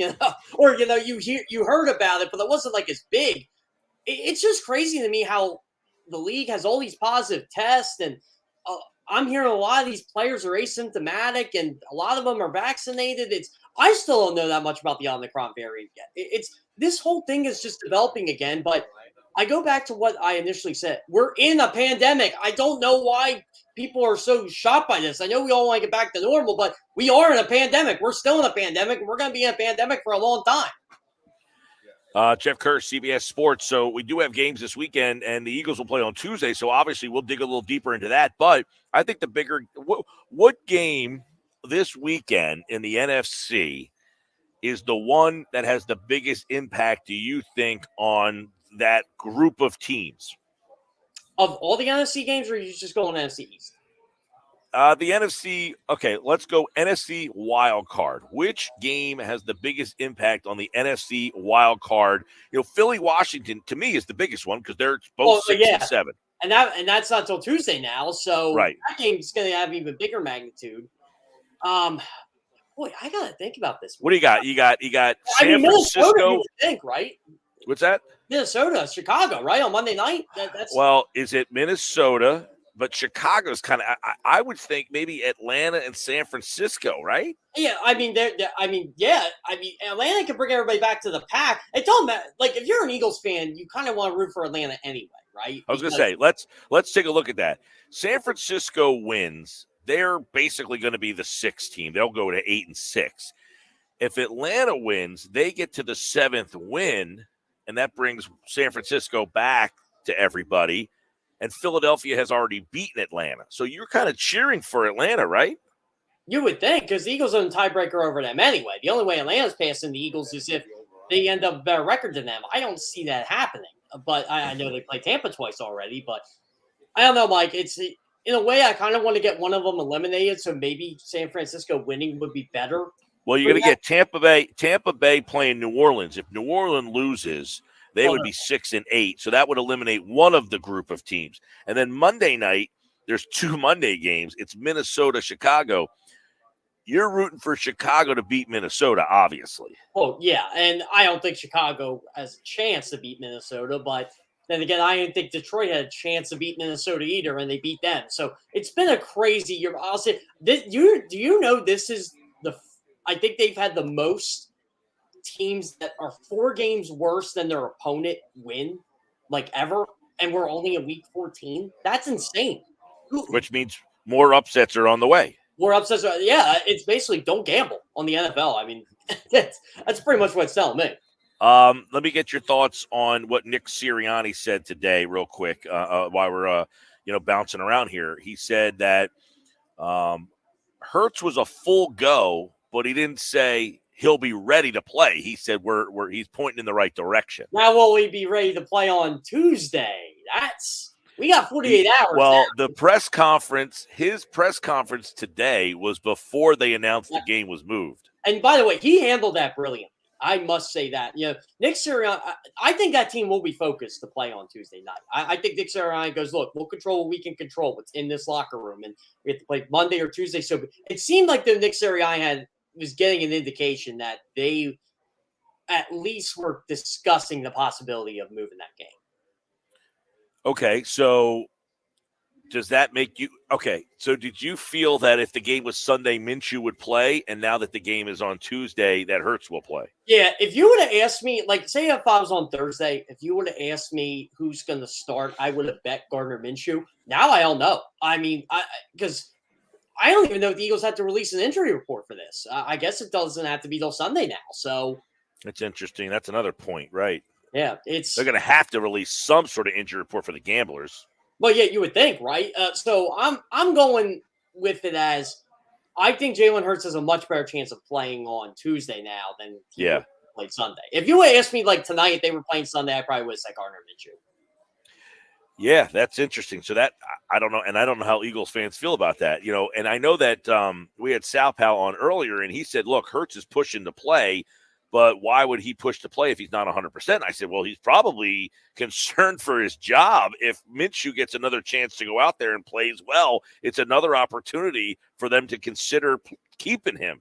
Well, yeah, and it doesn't kind of feel like, in a way, the Michael Vick, Nick Foles situation. Remember, Vick wasn't great under Chip Kelly. Foles came in, played well, then he had the bad game, but then Vick came back in, got hurt, and then Foles kind of just took the job and rolled with it. In a way, like that could be the same thing with Jalen Hurts. You know, Gardner plays well again. He comes back, gets hurt, and then it's Gardner Minshew's team regardless.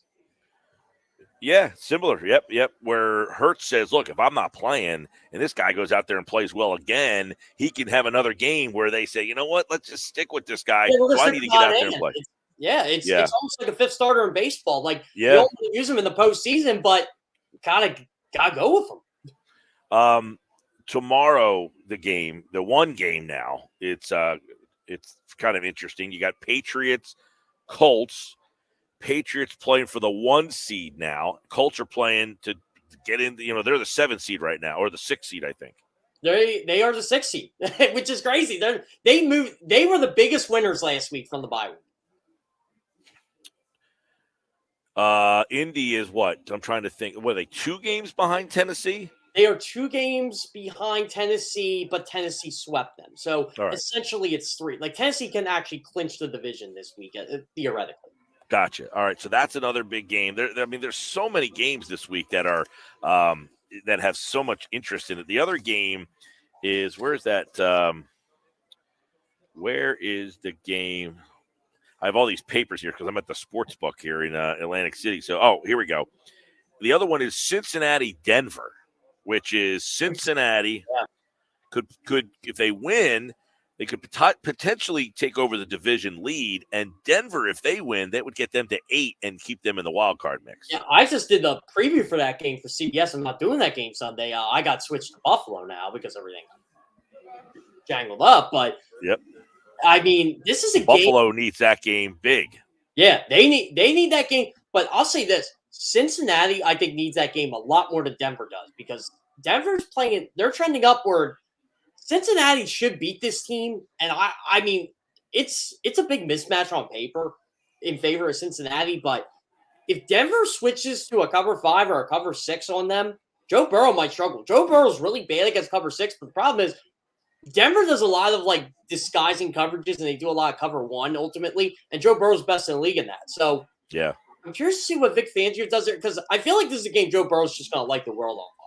Green Bay, Baltimore. Green Bay is playing for the 1 seed, and Baltimore's trying to hold the division lead. And we don't even know what Lamar's playing yet. I mean, fantasy owners, I'm one of them. I'm anxious to see if Lamar Jackson's going to play in my playoffs this week. But this is how I look at this situation. If Lamar isn't 100%, I would just put out Tyler Huntley and see what you got because you need Lamar those last 3 games. You need Lamar to win that division. I know this is a big game for them, but in the grand scheme of things, when you're playing for the AFC, you don't need this game. You need Lamar against Cincinnati and against Pittsburgh. You don't need him against Green Bay. So that's what's happening this weekend. You've got all the cancellations, all the movement. So just to recap real fast, the 2 games tomorrow, there's only 1 game tomorrow now. The 1 game has been moved to Monday night. So Vegas Browns will play Monday at 5. Philadelphia and Washington will play Tuesday night at 7. Seattle and Rams, they will play Tuesday night at 7. Split There we go. national telecast. I hate it. I Yeah. wish it was a doubleheader Tuesday.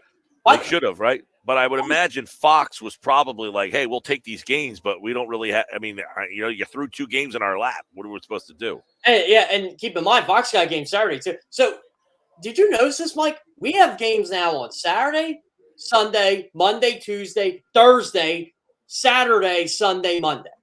No problem with that. Games at 10. I have. By the way, Jeff, we've got bowl game starting. Coastal Carolina's coming on in 10 minutes. I can't wait. Well, there was one. The Bahamas Bowl was on today. I mean, too. we've got the Idaho Potato Bowl on Tuesday. I know that. So got I'm a going to the bowl bowl. I'm going to the Military Bowl on Monday. 2 weeks. In Annapolis. Yep. That's going to be a fun time. You know what bowl I always wanted to go to? And Penn State was in it about 7 years ago, the Pinstripe Bowl. I always wanted to go to it. I've been there. I went. It was West Virginia, Syracuse. It was Geno Smith's last game. Syracuse kicked the crap out of us, but it was snowing all game long. See, that's fun to me. But yeah, I've been to the Rose Bowl. I will say that. That was a fun time. Oh, that's great. Yeah, I was at the Music City Bowl, West Virginia, Ole Miss. It was Eli Manning's freshman year. How about that? I bet Nashville's a fun city too. It was awesome. I would enjoy that. But yeah, I'll tell you what, Mike. I was all ready for the doubleheader game tomorrow. I had a basketball game tomorrow morning. I was gonna get home, sit on my couch, watch the doubleheader. Now I gotta wait till 8:00. So I guess I'm gonna get some Christmas shopping done. I know. Well, I'll talk to you Monday, brother. We'll recap the week. We'll get ready for Eagles Washington then. Yeah, hopefully there's a game on Tuesday. Who knows these days? Did you know I was at the last Eagle home Tuesday night game? I choose not to remember that game because of a certain quarterback that somehow Joe Webb game for 10 years. Yep. All right, Jeff. We'll talk to you then. Sounds great. Thanks for having me on. That's Jeff Kerr, CBS Sports, here on the Sports Bash Live as we get ready to wrap up the show. We'll recap it all on the other side, get you ready for game night. And I don't think we have any games on tonight. There is no games tonight, right? We got an open slate on this Friday night. No Flyers, no Sixers, no college, no nothing here on 97.3 ESPN. All right, we'll close out the show coming up next.